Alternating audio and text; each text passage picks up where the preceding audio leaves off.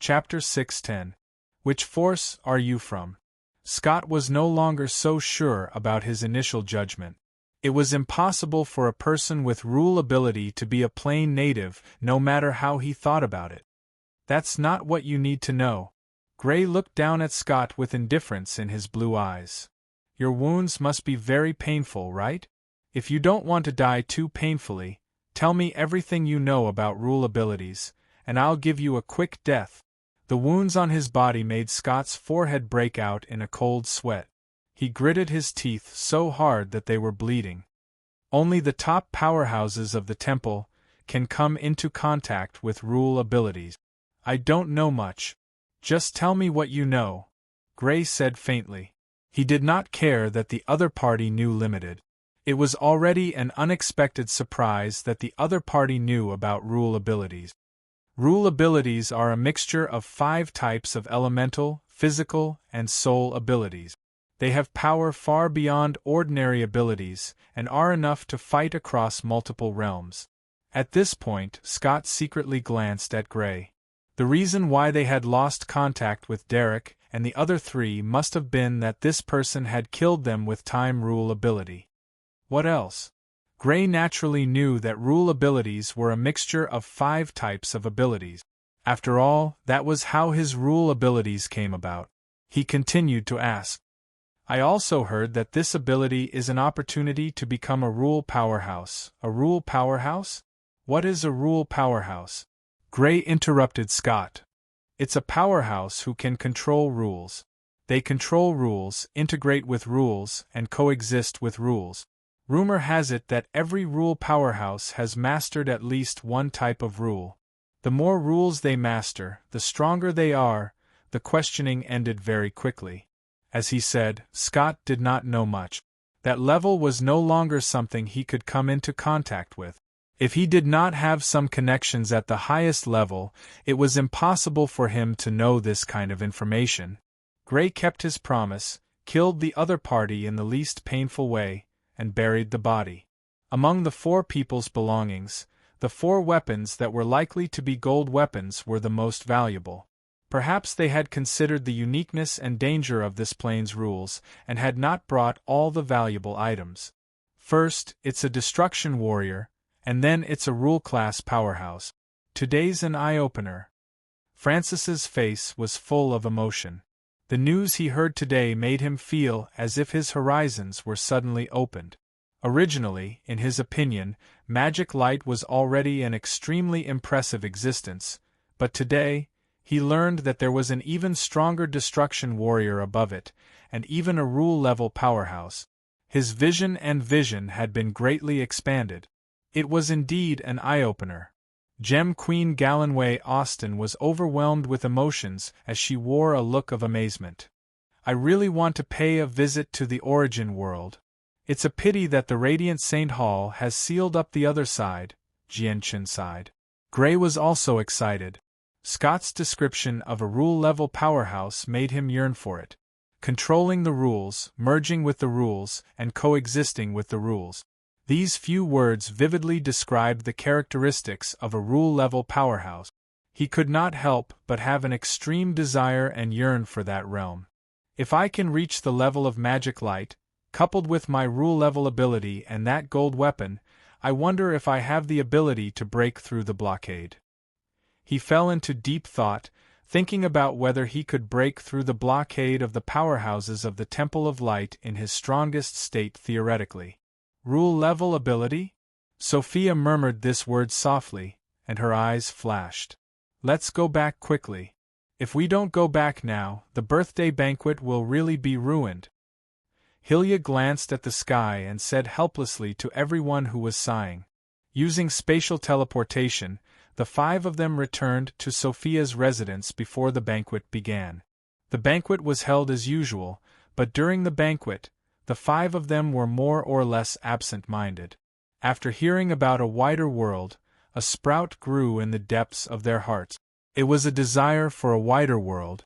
A few days later, in the palace of the Red Desert. Swish, swish, swish. Ray after ray of purple light was sprinkled on the altar by Gray. Crack, crack.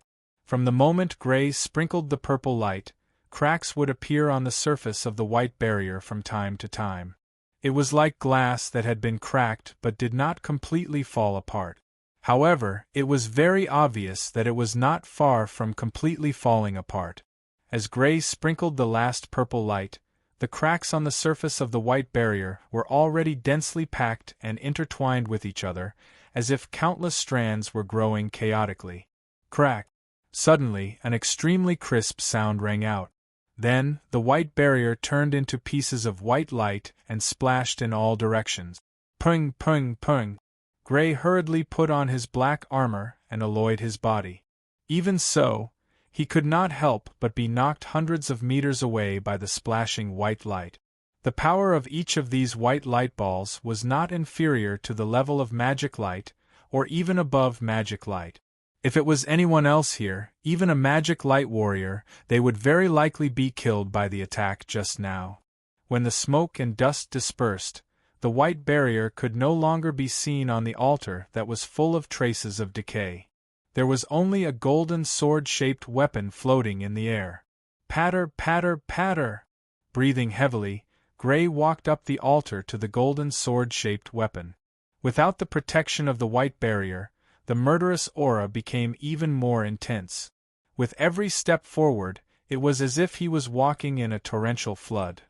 All the hair on his body stood on end, as if countless sharp blades were pointing at him. Finally, he walked up to the golden sword-shaped weapon. The monstrous murderous aura made him feel like he was facing a surging wave. He stretched out his hand and grabbed the hilt of the golden sword-shaped weapon. But a cold feeling passed into his palm. He grabbed the hilt of the golden sword-shaped weapon in his hand. He actually touched this golden sword-shaped weapon. With a slight pull, the golden sword-shaped weapon was pulled out of its suspended state and completely fell into his hand. The weight of the sword was supported by his hand.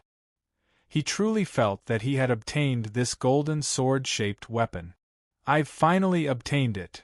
Looking at the golden sword-shaped weapon in his hand and carefully scanning the beautiful patterns on its surface, Gray's heart beat wildly.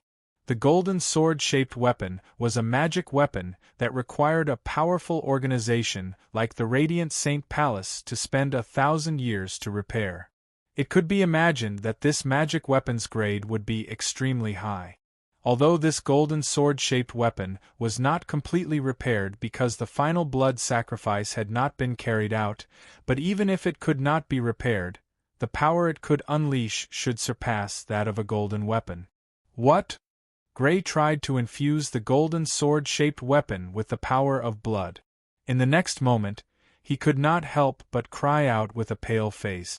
The little remaining power of blood was instantly sucked dry by the golden sword-shaped weapon. The exhaustion of the power of blood caused his head to turn black. An intense wave of dizziness hit him, and he only recovered after a while.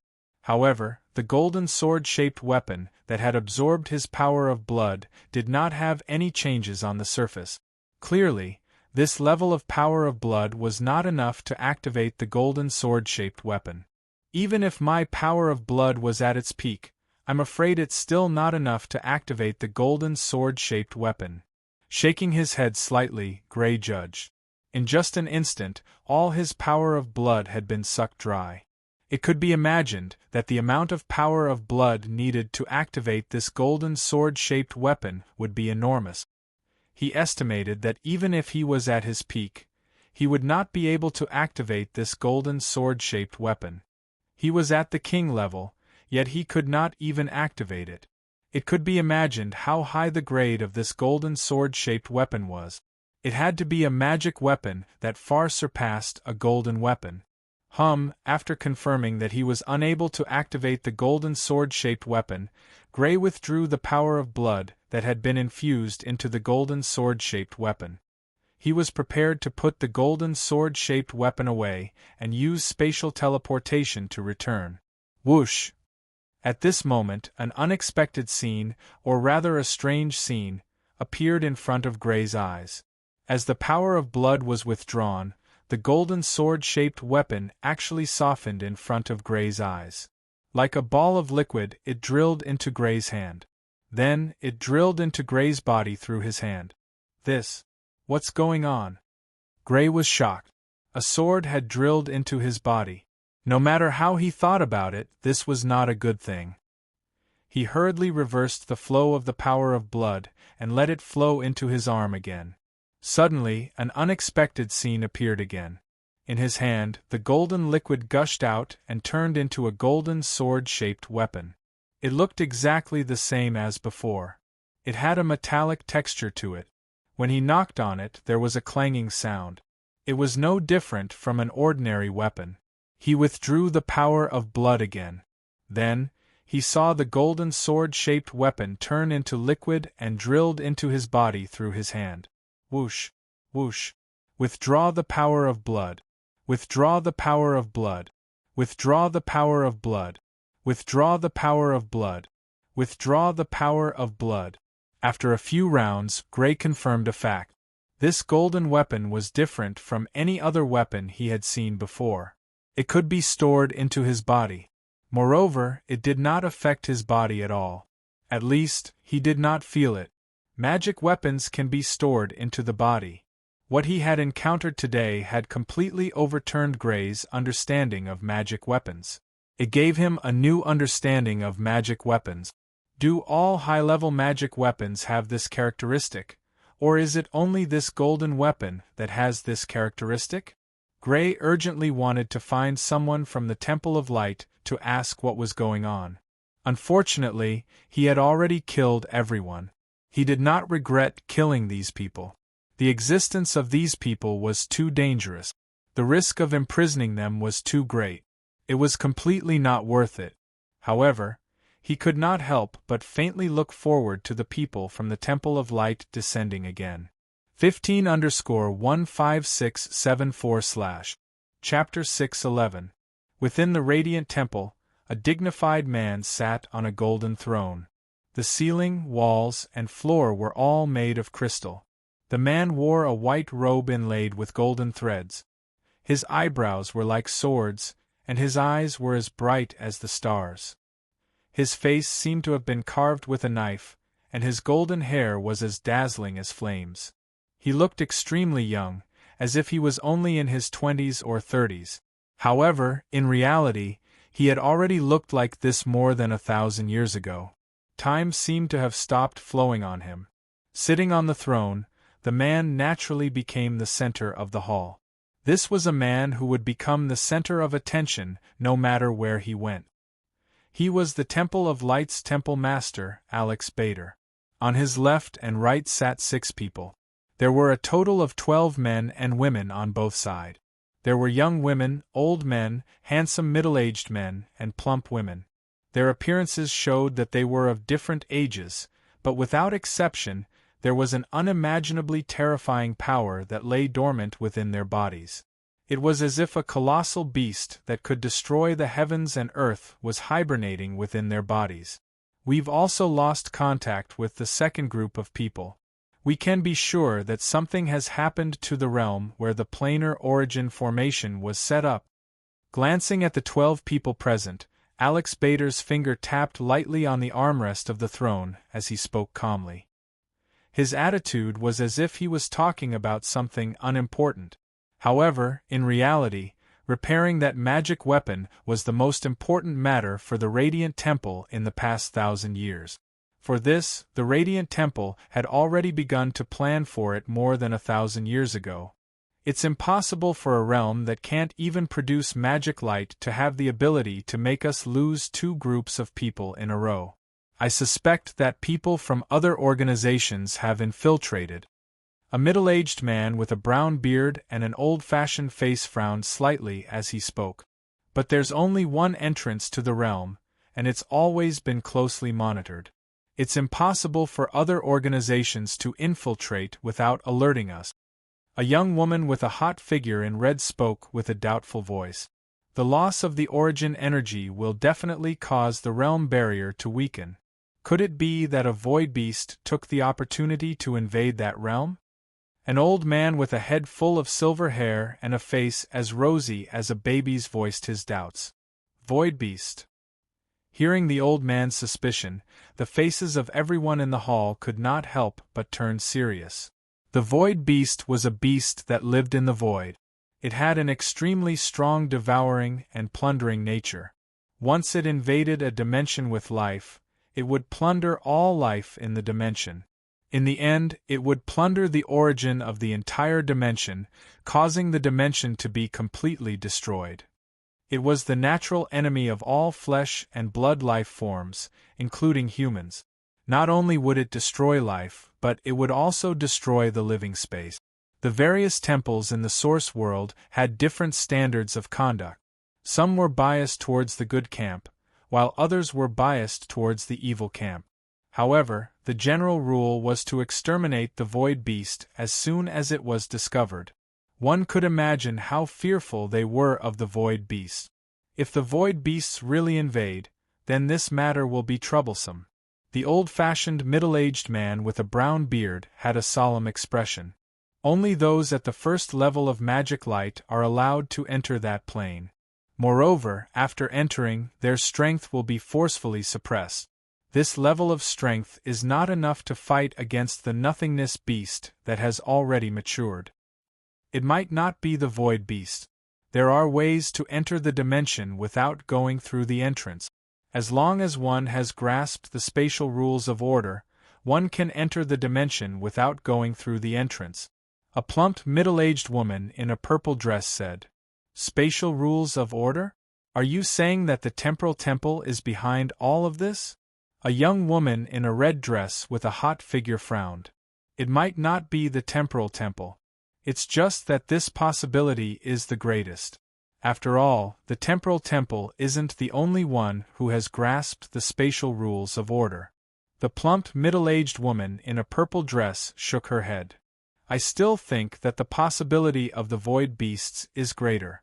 We have sealed off all information about that dimension, and it's listed as the temple's top secret. The other forces shouldn't know about it." The old man with a head full of silver hair and a face as rosy as a baby's insisted on his opinion. Many people agreed with his opinion. An intense discussion broke out in the hall as they revolved around the possibility of an external force invading and the nothingness beasts invading. At this moment, a hand was gently raised. As the hand was raised, the hall fell silent. The 12 people all looked at the owner of the hand, the leader of the Radiant Saint Hall, Alex Bader. "Whether it's the invasion of the outside forces or the void beasts, it's imperative to send another group of people into that dimension. I've decided to send Aurora." The leader of the Radiant Temple, Alex Bader, said. "Isn't it too risky to send the Saintess?" The plump, middle-aged woman in a purple dress frowned. The others in the hall could not help but frown as well. The Saintess or Saint was the title given to the most talented person in the younger generation of the temple. If it was a woman, they would be called the Saintess. If it was a man, they would be called the Saintess. They were usually powerful competitors for the position of temple master in the future. The most talented person in the younger generation of the Radiant Temple was a woman, which was why she was called the Saintess. Her talent ranked towards the top among all the saintesses and saints in the history of the Radiant Temple. Not only was her talent for cultivation impressive, but she also possessed a precious affinity physique. Through her affinity physique, she had already gained the ability to comprehend the laws of light. She was the person most likely to reach the laws of light in the past 1,000 years. The Radiant Temple obviously protected people like her extremely strictly. As a result, everyone could not help but worry when they heard that they were sending her. Without tempering herself, no matter how powerful she is, she's just a flower in a greenhouse. Moreover, she applied for this trip herself. The Lord of the Temple of Light, Alex Bader, shook his head. In the forest of the Fergus family's forbidden grounds, the figure of a huge, black lizard over 20 meters long stood on all fours. It radiated with a heavy pressure. All the birds and beasts in the forest prostrated themselves on the ground as they trembled. After a long time, the shadow of the black lizard collapsed, and the strong pressure that had covered the entire forest was swept away. All the birds and beasts staggered up from the ground, as if they had collapsed. After washing off his sweat and changing into a set of clean clothes, Gray sat on the floor covered in a red carpet. He did his best to clear his mind and comprehend the imprint of the laws of Berserk in his head. Gray had asked Merrill about the details of blood skills in detail, so he gained an even clearer understanding of the imprint of the laws of Berserk in his head. Laws were the manifestation of laws. They were a description of laws.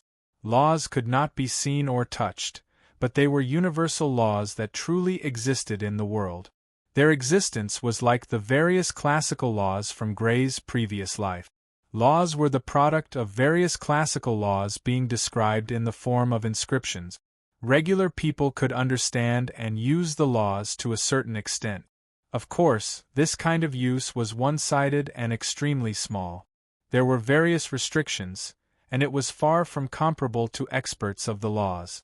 In reality, blood skills were the products or byproducts of experts of the laws of Berserk.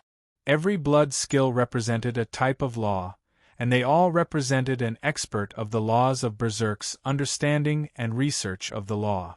Crack. An hour later, Gray ended his visualization. He seemed to have gained something in his head, yet it also seemed like he had gained nothing. He stood up and walked to the empty space outside the wooden hut.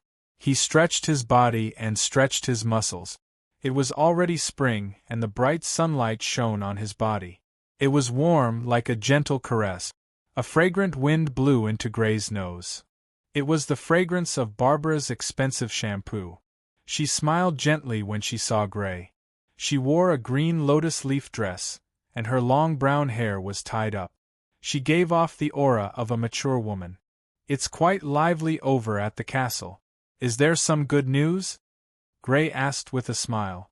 "Yes, Miss Daniela is pregnant," Barbara replied with a smile. "No wonder. This is a good thing. Send some tonics over for me later." Gray was slightly surprised. Daniela was the wife of Elise, Gray's second brother in name. Although Gray did not have a good impression of Elise, he was still very willing to see the family prosper. "All right, I'll send it over later." Barbara smiled and nodded, but there was a trace of loneliness in the depths of her eyes. Gray saw this trace of loneliness, and he could not help but feel a trace of guilt. He knew that Barbara really wanted a child, and he did not despise the idea of having an illegitimate child. Unfortunately, Barbara was only a mid-level blood warrior now, while he was already a king.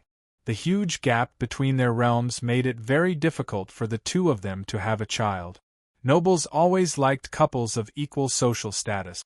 It was not only because of the equality of status, but also because of the consideration of children. Crack. A black crystal embedded in the bracelet on Gray's wrist shattered with a crack, completely turning into powder. Gray took out another black crystal from the purple ring with a slight heartache, and embedded it in the bracelet. Last one. Gray had obtained a total of 6 magic light grade black crystals from the 6 magic light grade black beasts, and this was the last one. The effects of 5 black crystals in a row were also obvious. In just a few months, his realm had already risen to the peak of the first layer of the king realm. He was not far from the second layer of the king realm. "They're finally here." A buzzing sound rang out in his mind. It was like the static of a radio station, vague and indistinct. Hearing this sound, Gray could not help but feel his heart skip a beat. The people of the Temple of Light had descended once again. He called out to Barbara and immediately prepared to teleport over. Suddenly, his body froze. Dead. At almost the same time, apart from Bart, he had lost contact with everyone else. Simply put, they were all dead. Chapter 6:12. The planar barrier was as black as ink, so deep that not a single ray of light could be seen. It was a natural barrier that separated the plane from the outside world. It was a protective umbrella for the weak and a cage for the strong. Suddenly, the place where the planar barrier connected to the origin world shook violently. Then, like a bubble that had been punctured, a hole about 2 to 3 meters in diameter appeared. Land could be seen on both sides of the hole, except that one side was a world of ice and snow, while the other side was a scorching desert. Clearly, this hole was connected to the two worlds. My realm really has been suppressed. 4 people walked out of the hole and entered the world of ice and snow. Their leader was a woman with platinum-colored hair. She was dressed in platinum-colored battle armor. She was extremely tall, and her legs were long and slender, but they were also firm. She had an oval face that was delicately sculpted. Her fair skin was so delicate that it looked like it could be broken by the wind. There was not a single flaw on her face. Even the most picky artist would find it difficult to find a single flaw on her face. Below her head was a slender and graceful body. Her breasts were high, and her waist was slender and round. She had the most enchanting curves. This was a perfect woman who seemed to be loved by all. She was the saintess of the radiant temple, Aurora. Swish! Just as she walked out of the plain passage, a shiny blade suddenly slashed at her at high speed, aiming for her seemingly delicate throat. The person who attacked was naturally Derek. Under the control of Gray's corpse control ability, Derek faithfully carried out Gray's order to kill everyone who appeared through the planar barrier. Humph! The wind from the blade made her platinum hair dance and her face hurt. However, there was no panic in Aurora's eyes. With a cold snort, the sword at her waist was unsheathed at lightning speed. Platinum light wrapped around the sword as it met the incoming blade. Clang! With a loud bang, the violent tremors caused countless cracks to appear on the icy ground in the surroundings. Following that, a figure retreated several dozen meters before stabilizing himself. The one who was forced back wasn't Aurora, whose realm was suppressed. Instead, it was Derek, whose strength was comparable to magic light. While he was retreating, he was hit in the waist by the platinum-colored longsword. As Gray was no longer able to use alloy form, a deep wound appeared on his waist. It was hard to imagine that the other party was still able to suppress and even injure Derek when his cultivation was suppressed. Not good. The person who descended this time was actually able to injure Derek. This is bad. Hurry and inform Lord Gray. Seeing that the leader of the 4 had actually injured Derek with a single blow, Bart and the others who were watching from afar were shocked. They hurriedly contacted Gray. We were attacked by magic light as soon as we arrived. No wonder the first 2 groups of people died here. Who are you? No, that's not right. It's not a person, but a corpse that's being controlled. Aurora glanced at Derek with interest before instructing the other 3 who came with her. The 3 of you go and deal with those little rats over there. Make sure to leave one alive. Yes, Your Highness Saintess. The 3 of them responded respectfully before pouncing towards Bart and the others who were watching from afar. Although Bart and the others were hiding very well, how could they hide from Magic Light's eyes and ears? What's going on? Why are the people who descended this time so strong? Teleporting, Gray quickly rushed to the plane barrier that connected to the origin world. His expression was very gloomy, partly because of the deaths of his subordinates, but also because of the strength of the people who descended this time. Even with Derek around, almost all the people he sent to watch had been wiped out. The people who were sent this time were definitely not simple. Whoosh! After a few teleportations, Gray appeared near the plane barrier that connected to the origin world and saw the people who had descended this time. There were a total of 4 people. 3 of them were standing beside a few mutilated corpses. One of them was grabbing a man's neck like an eagle grabbing a chick. The man was coughing violently because he was suffocating. This man was the only survivor, Bart. The last person was a woman with long platinum hair. She was fighting with Derek. At this time, there were several serious wounds on Derek's body. If Derek was a normal person, he would have been seriously injured. Gray used his alloy transformation ability on Derek to strengthen his defense while he pounced on the man who was grabbing Bart. Whoosh! Covered in purple light, Gray's speed reached a terrifying level.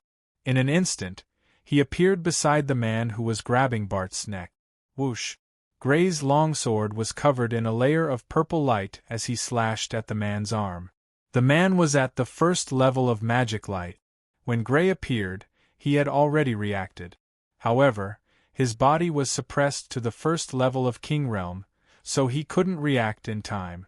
He could only watch as Gray's sword slashed down. Pooh! The longsword wrapped in purple light had the decaying ability of time. It easily cut through the man's magic light level flesh. When it came into contact with his wrist bone, it paused for a moment before cutting through. His entire arm was cut off at the wrist. Blood spurted out like water from a pipe. The power of time acted on the man's body. The man's appearance and body were rapidly aging, but the man didn't notice any of this. The pain of losing his arm was heart-wrenching. He cried out in pain, but soon his voice came to an abrupt stop. The purple longsword turned and slashed across his throat like a knife cutting through butter. He wanted to make a sound, but because his throat was cut, he couldn't make a sound. Blood spurted out from his throat.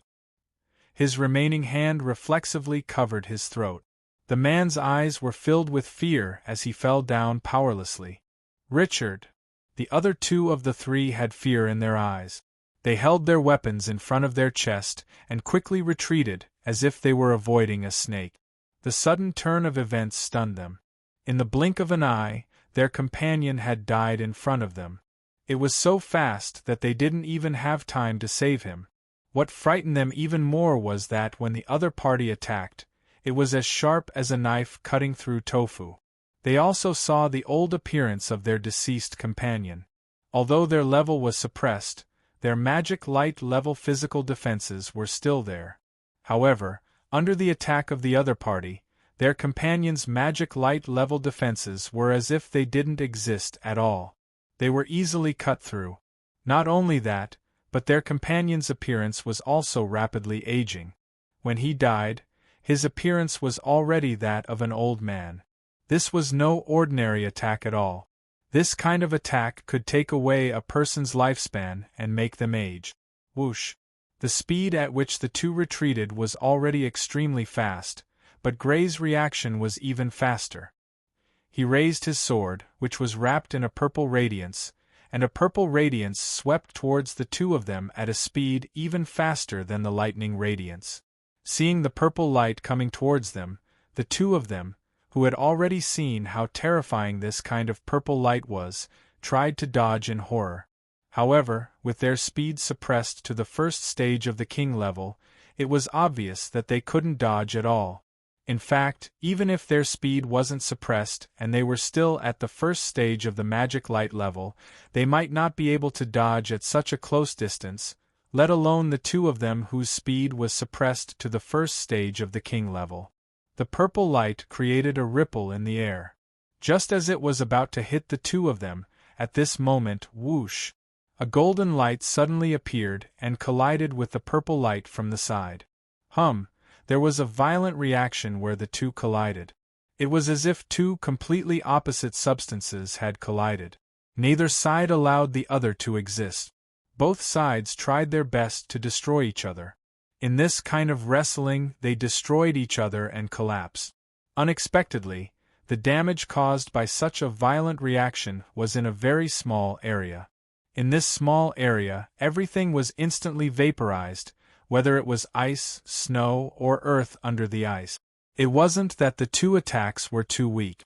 The instant vaporization of the surrounding substances was enough to show how terrifying these two attacks were. The reason for this situation was that these two attacks were too condensed. They were like fine iron that had been tempered thousands of times. They only caused damage to the target, but didn't affect the surroundings. He can actually block the power of the rule of time even though he's gradually being suppressed. Could his blood beast power also be? Gray squinted his eyes at the woman who attacked with the golden light. Under the rules of this plane, the woman's realm must have been suppressed to the first stage of the king realm. Even so, the power of the woman's blood fiend ability was not weaker than hers. What the woman had mastered was most likely a rule-type ability similar to the time rule ability. The rule of time. Looking at Gray, Aurora's eyes were sizing him up. Her flawless face was as calm as a windless lake.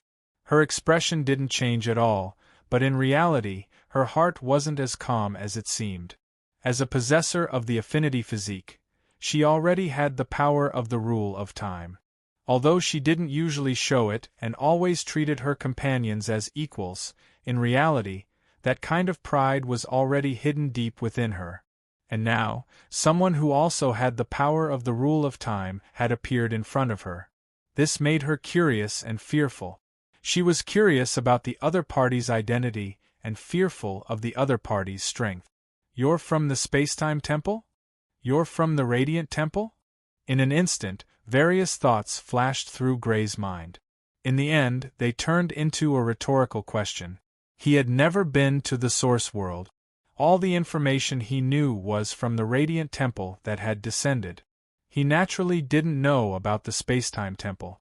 But now, it seemed that the Spacetime Temple was a force that could contend with the Radiant Temple. Moreover, their relationship with the Radiant Temple couldn't be said to be good. Since the other party had mistaken him for someone from the Spacetime Temple, he naturally wouldn't deny it. Chapter 6:13. Elder Deborah has guessed correctly. It really is you who are causing trouble. Aurora stared at Gray with her amber eyes. Gray's question had achieved the desired effect. Aurora did not doubt Gray as a member of the Spacetime Temple. The chances of the Spacetime Temple producing people with the laws of space and time were much higher than the other temples. Although people with the laws of time might not necessarily be from the Spacetime Temple, it was undoubtedly the most likely possibility. "You've killed so many people from my Radiant Saint Hall. Even if you're from the Spacetime Temple, you must pay the price." Aurora's face was as cold as frost.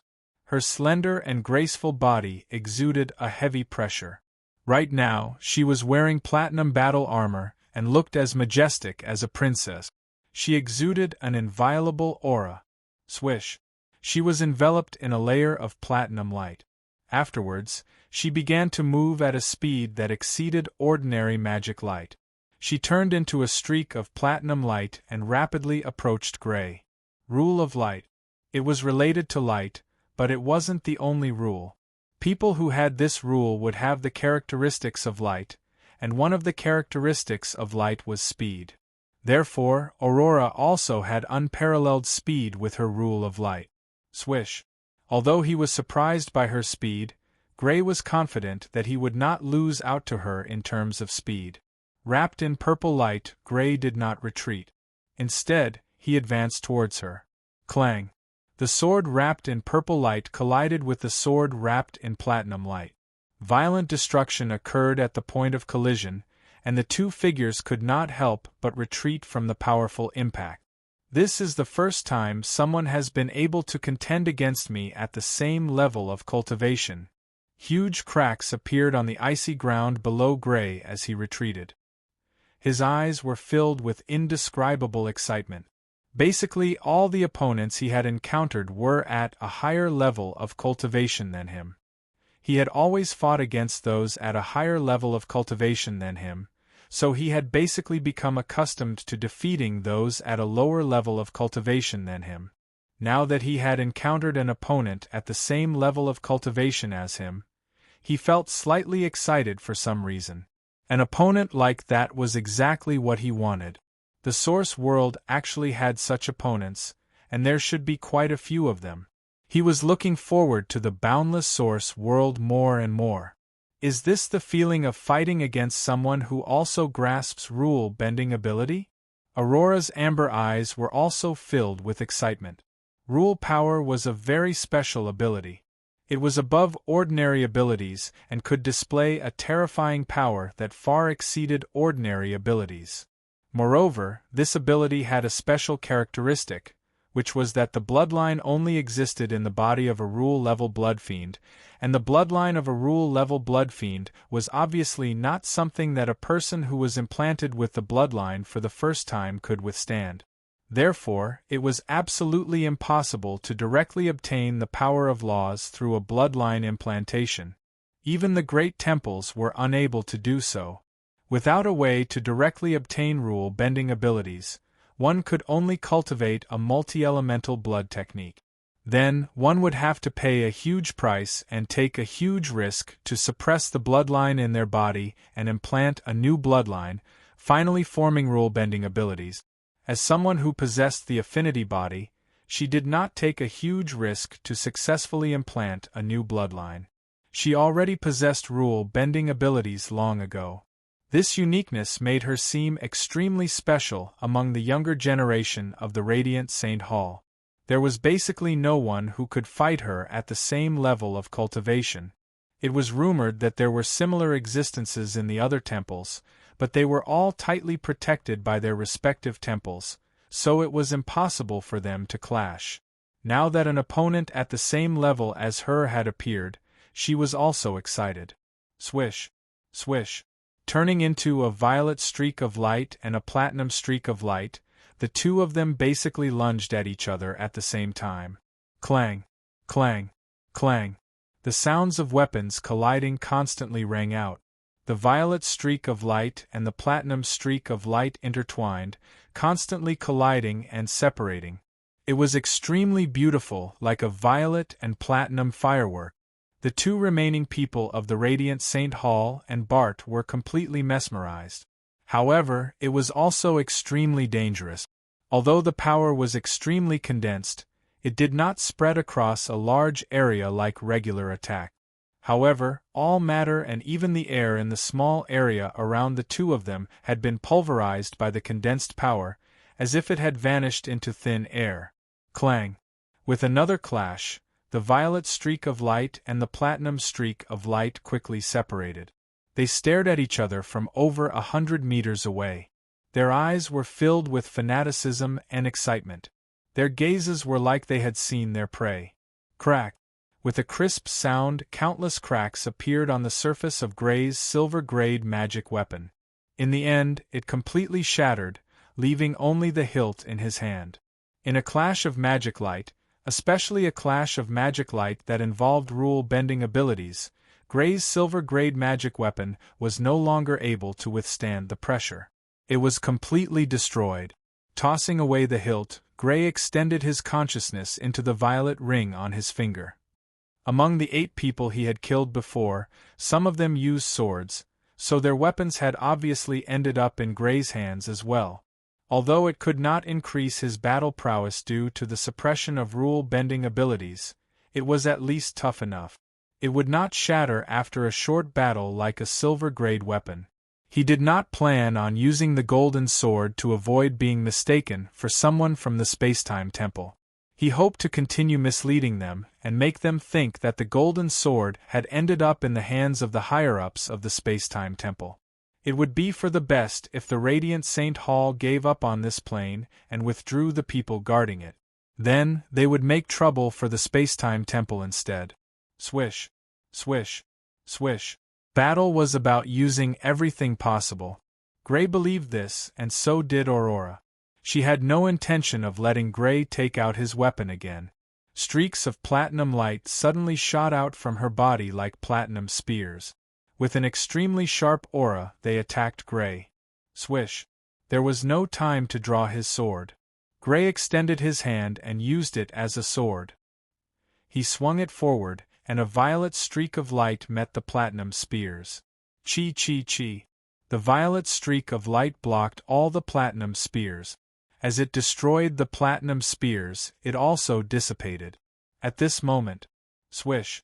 A sword radiating platinum light stabbed towards Gray, aiming for his heart. Before it even got close, the sharp aura had already pierced Gray's chest like an invisible sword. Swish! Derek's aged body blocked in front of Gray, blocking the sword. In the previous battle, Gray and Aurora were simply too fast. They were so fast that even Derek could not keep up. Now that the battle had slowed down, he finally caught up. Clang! The sharp platinum-colored longsword stabbed into his old body, but the sound of metal clashing could be heard. His aged body paused for a moment and blocked the sword. There was no wound at the place where he was stabbed. There was not even a scratch on his body. What? Aurora's perfect face showed a hint of surprise as her all-out attack did not leave a single wound on Derek's body. She naturally knew how strong Derek's defense was. After all, the severe wounds on Derek's body were her masterpiece. However, Derek's defense had undergone a drastic change in such a short period of time. It was so strong that she could barely injure him. She noticed that there was a silver-gray metallic luster on the surface of Derek's body. It was obvious that he had been strengthened by some kind of physical strengthening ability. This was the real reason why she was surprised. Apart from the time rule ability, he had mastered other abilities. The number of abilities he had mastered surpassed hers. Although it was not another rule ability, it was still extremely terrifying. It was the first time in her life that someone had mastered more abilities than her. Swish! Derek raised the battle sword in his hand. The shiny blade swiftly slashed towards Aurora. Although she was surprised, Aurora's reaction was extremely fast. Her entire body was covered in platinum light. She dodged the swift slash in a flash. However, just as she appeared in a flash, a sword wrapped in purple light slashed towards her throat. The purple light quickly enlarged in her eyes. Taking advantage of the time when Derek blocked the attack, Gray had already taken out his sword from the purple ring and was waiting for an opportunity to attack her. Whoosh! Aurora's entire body was covered in platinum light. Her body seemed to have turned into light as she quickly retreated. However, Gray's slash was not slow either. After all, it was a slash with the help of the time rule. Puff! The platinum light on Aurora's body dissipated. Although it avoided her throat, it still slashed her abdomen. The armor she was wearing was a special magic weapon similar to a magic weapon, but it was different from magic weapons such as swords and sabers. It increased her defense, and under the suppression of the plane's laws, the armor's defense was greatly reduced. The longsword slashed through the battle armor that had been weakened by the rule suppression and left a wound on her abdomen. Surprisingly, the wound was not deep. It was only a shallow scratch. At this moment, Aurora's entire body was covered in silver light. Her entire body seemed to have been poured with silver. She had used the metallization ability. Among the 5 abilities that formed the light rule, one of them was the metallization ability. However, the time rule ability's direct damage was secondary. Its most lethal and terrifying ability was the time rule ability contained in its attack. Under the influence of the time rule, Aurora's body was slowly aging. No, the word old wasn't appropriate to describe it. She was simply too young, so even under the influence of the time rule, her appearance only changed from a young woman in her 20s to a young woman in her 30s. Her body was filled with a mature charm like a peach. Chapter 6:14. Is this the time-stripping ability of the laws of time? Aurora was surprisingly calm after losing 100 or 200 years of her lifespan. Although she could not see it, she could clearly sense that her body had changed. Her lifespan had been stripped away from her. She did not become furious or fearful when faced with this change. She only felt extremely calm. But this is useless against me. Her lips curled into a sneer as she raised her head slightly, revealing her snow-white neck. At this moment, she gave off a sense of pride. Swish! Dazzling, platinum gold light shone from her body. It was dazzling, filling her with a holy presence. Then, under the dazzling white gold light, the shallow scratch on her body disappeared. Not only that scratch, even her already changed appearance was changing. She rapidly became younger as her stolen lifespan returned to her body. She returned to her original appearance of a young woman in her 20s. She had actually broken free from the influence of the laws of time and returned to her original state. The laws of light were related to light, but they were not just on the level of laws of light. They did not just grant the user with the ability to increase movement speed. There were several other special abilities as well. One of the abilities was to eliminate abnormal states. This abnormal state included injuries on one's body. However, it was not limited to injuries on one's body. One's lifespan, which had been deprived by the time ability, was also classified under this abnormal state. As a result, not only had she recovered from her wounds, but she had even recovered her stolen lifespan. She had returned to her original state before she was attacked by the laws of time. Recovering the stolen lifespan is one of the special abilities of the laws of light? Gray was shocked as he looked at the woman who had become younger again. His understanding of the powers of laws was extremely limited. Although he had managed to obtain some information from the people of the Radiant St. Hall, it was very clear that the people he asked knew extremely little. They only knew that the Radiant St. Hall possessed these powers of laws, but they did not know what special abilities they possessed. After all, this was a core secret of the Radiant St. Hall. It was not something they could learn. It can even recover the stolen lifespan. Powers of laws really can't be measured by common sense. Gray's expression became slightly serious. This was definitely an opponent that he could not afford to be careless with. His defense was not weak to begin with.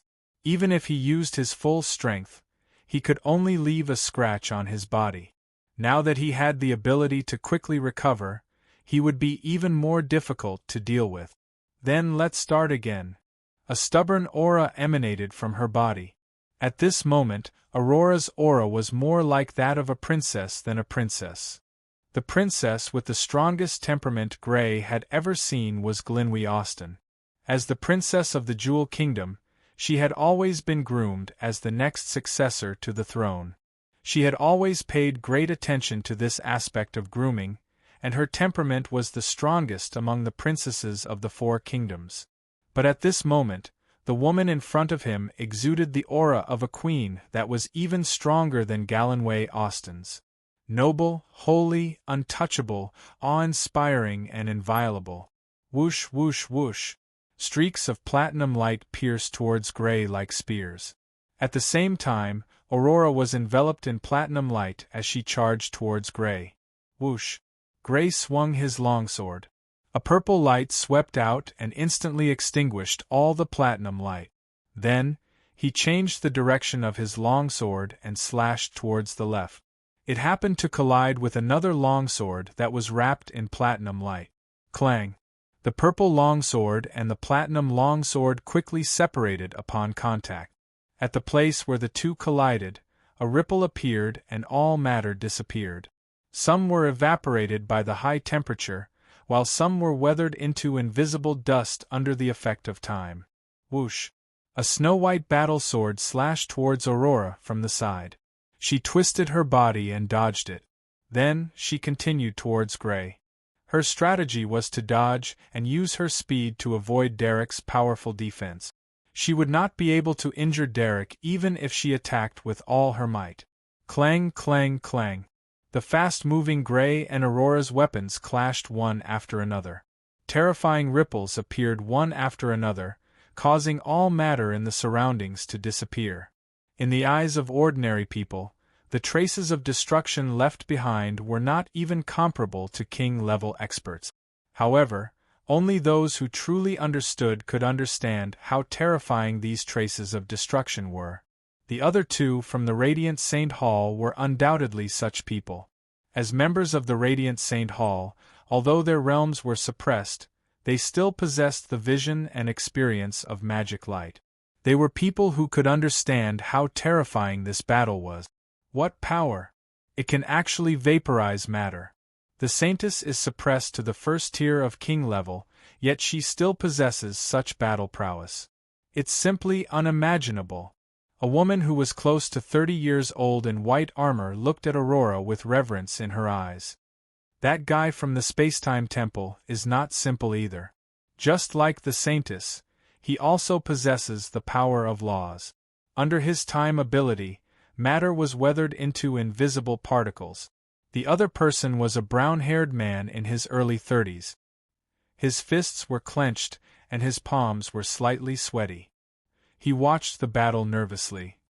Although the Saintess had broken free from the attack of the laws of time and recovered to her peak condition, her opponent was also in peak condition.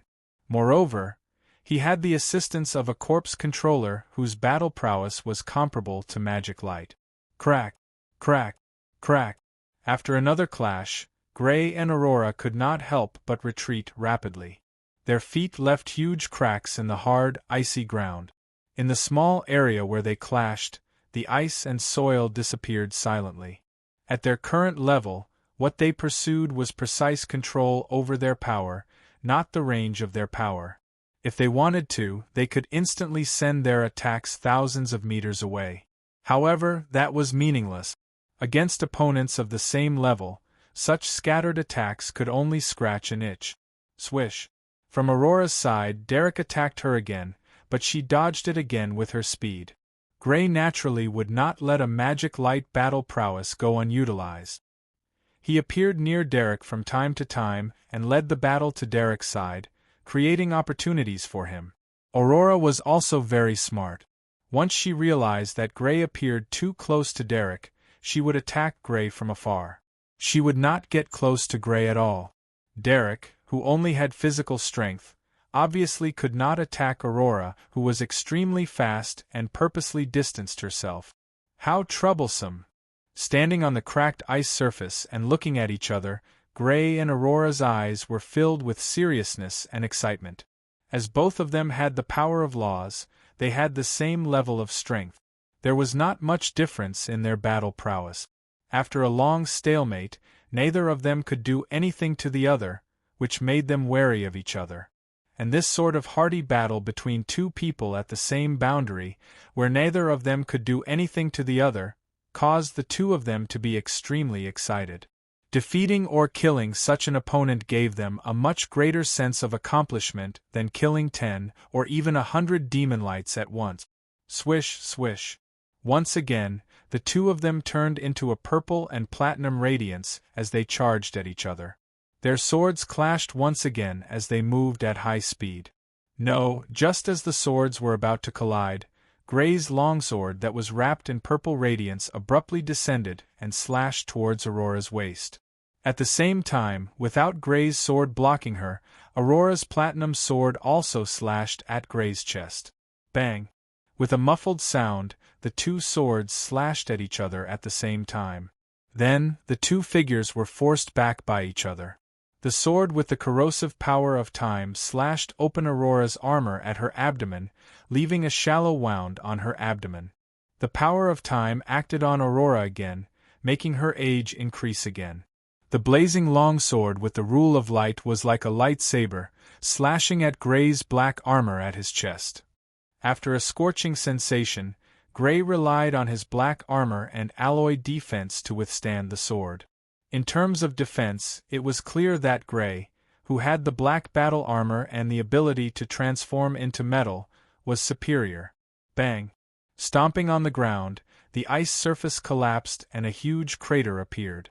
Gray rushed out and pounced at Aurora again like a ferocious tiger released from its cage. Clang, clang, clang. Relying on his powerful defense, Gray only attacked and did not defend. The pressure on Aurora instantly multiplied. After several exchanges, Gray slashed at Aurora again. Bang! Aurora's waist was slashed by Gray's sword. Her armor was cut open, and a cut appeared on her snow-white skin. Her appearance changed again, and she looked like she was close to 40 years old. Splash! Aurora pulled away from Gray and stared at him from afar. Platinum light bloomed on her body, and the wounds on her body and her aged face all disappeared. She returned to her 20-something-years-old appearance. The power of the laws of time, corpse control, and some sort of strengthening ability. You've really surprised me. Aurora's expression was solemn, but a terrifying aura rose from her body as if a terrifying beast was awakening. A pitch-black, swirl-like imprint of the laws of darkness was activated in her head. As the most valued person in the Radiant Saint Hall, she naturally practiced blood skills. Moreover, she had practiced them for many years already, reaching an extremely high level. As a result, even though her battle prowess was only at the level of magic light, it was still enough to increase her battle prowess drastically. Chapter 6:15. Staring at Gray, Aurora's amber eyes were filled with killing intent. A platinum-colored lightsaber that looked like it was made of killing intent appeared. There were many black patterns on the surface of the lightsaber. It made the originally bright platinum-colored lightsaber that was condensed from light look cold and eerie. Darkness and light were two completely opposite powers. However, when they were combined, they would explode with a terrifying power that far surpassed any of them. Swoosh! The platinum-colored lightsaber had a cold aura. It pierced through at a speed faster than lightning and instantly appeared in front of Gray, stabbing toward Gray's heart. Swoosh! Looking at the platinum-colored lightsaber that was condensed from light, Gray's pupils contracted violently. His heart raced due to his nervousness. He sensed danger from the lightsaber. His intuition told him that the lightsaber was extremely dangerous. Even with his strong defense, he would still be in danger when facing the lightsaber. The time rule ability shrouded his entire body. The flow of time around Gray became several times faster than other places. Gray's figure dodged quickly like a bolt of lightning. Puff! The sound of flesh being pierced was clearly heard. The platinum-colored lightsaber was too fast. It was so fast that Gray couldn't dodge it even if he used time acceleration. He only managed to avoid his heart. The platinum-colored lightsaber pierced his left shoulder. The black armor that wasn't damaged at all in the previous battle was finally pierced through by this violent power. The platinum-colored lightsaber pierced straight through and pierced his silver-gray flesh after the alloy transformation.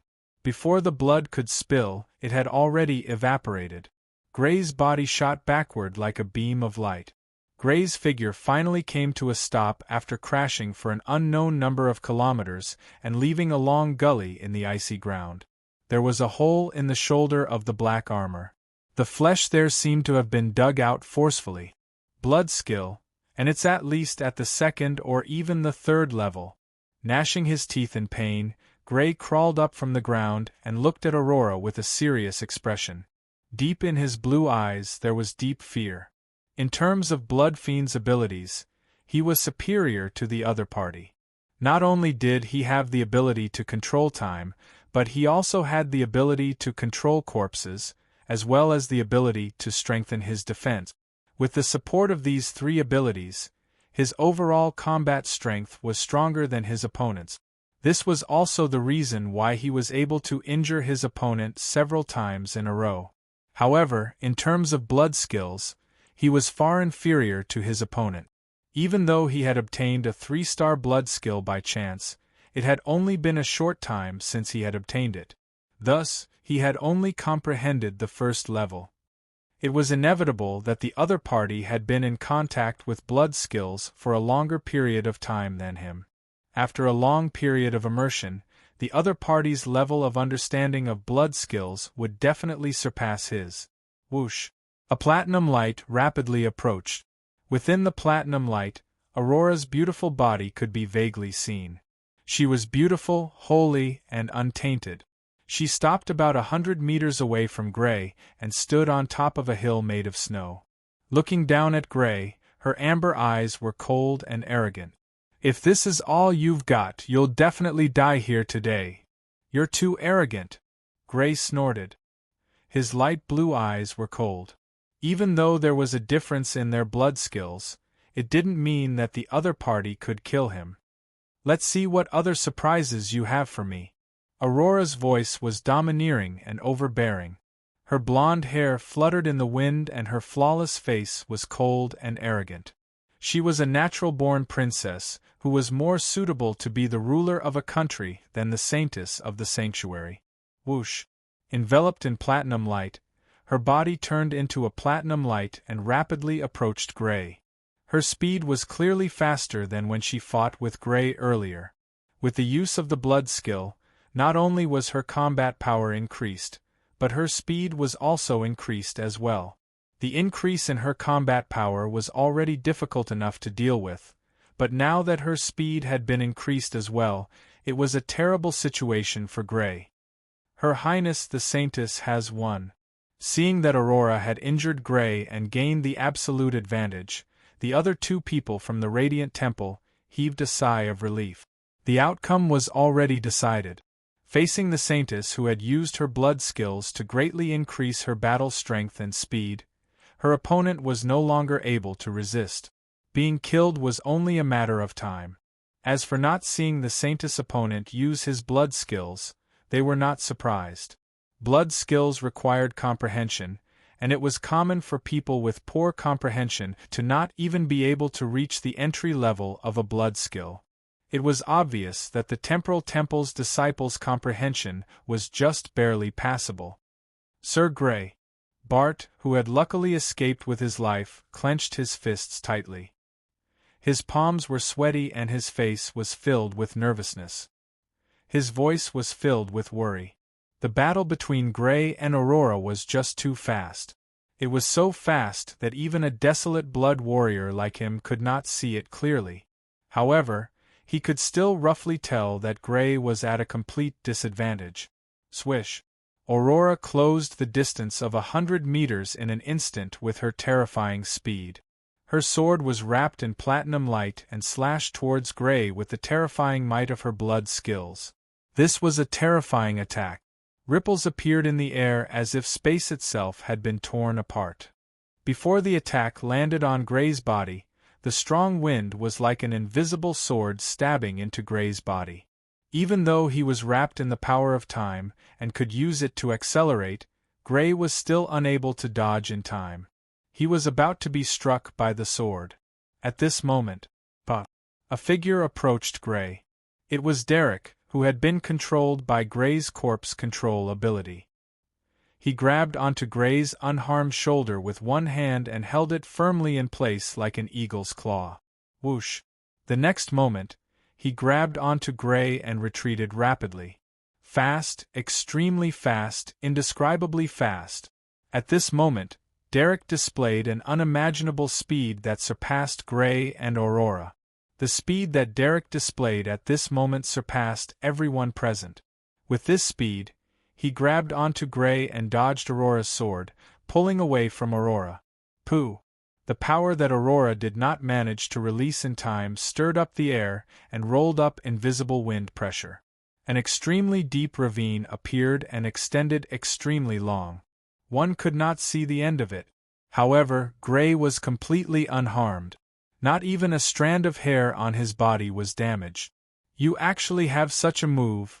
Aurora looked in shock at Grey, who was completely unharmed by her sword. With just a glance, she had already seen through Grey's move. At this moment, Grey and Derek were shrouded in a layer of purple light. That was the Light of Time Rule ability. It was obvious that Grey had used the Time Rule ability on the corpse control to increase its movement speed and dodge the attack just now. I've said that you're too arrogant.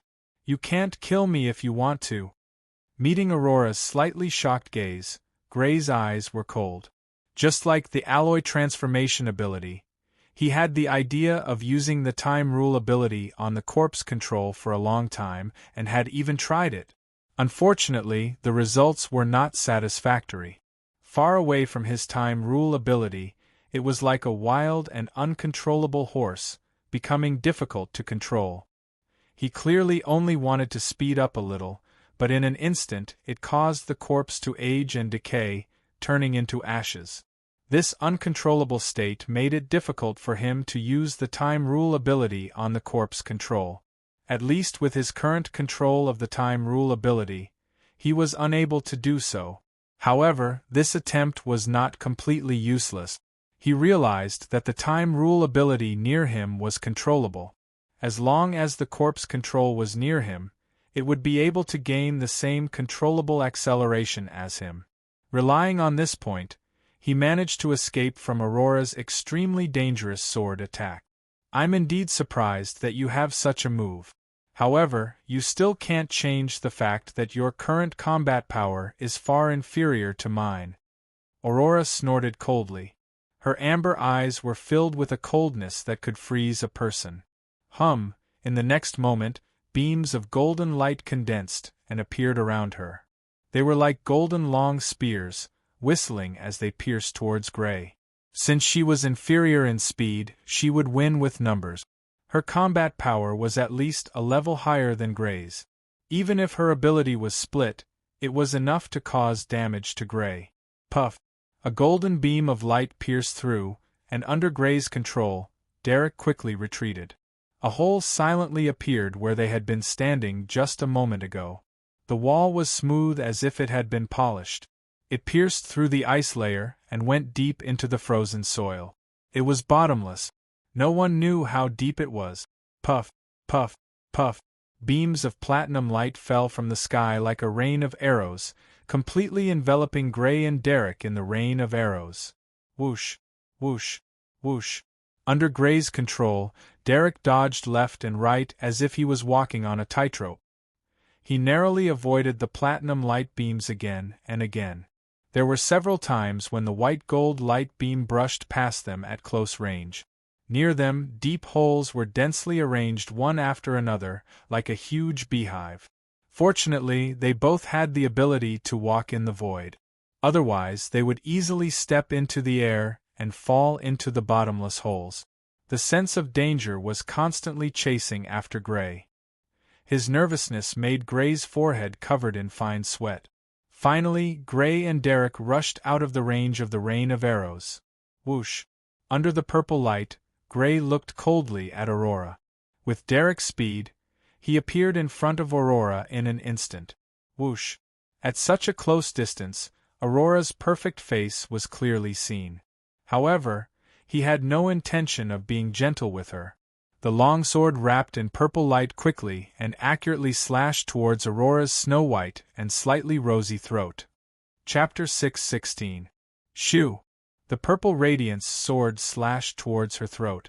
Aurora's pupils dilated rapidly as shock appeared on her beautiful face. Under the blood skills boost, her speed exploded as she quickly dodged to the side. She managed to avoid her throat, but a few strands of her platinum hair were grazed. They withered like flowers and turned into ashes. Anger and fear flashed across Aurora's face. Aurora's longsword wrapped in platinum light pierced towards Gray's throat. Slash! Gray's throat was pierced as if there was no obstruction at all. In fact, there was no obstruction at all because that was just Gray's shadow. The real Gray was grabbed by Derek and appeared on the other side of Aurora. His purple radiance sword made the same movement as Aurora, stabbing down as well. However, this time, he was obstructed because he stabbed right in the middle of Aurora's chest. Puff! Blood dripped down as Aurora's figure kept retreating. Her appearance was also rapidly changing as the time rule power was used on her again. Puff! While being grabbed by Derek, Gray quickly caught up and slashed his purple radiance sword towards Aurora's slender waist. Aurora blocked with her longsword, but Gray's figure dodged again and slashed towards Aurora's left arm from the left.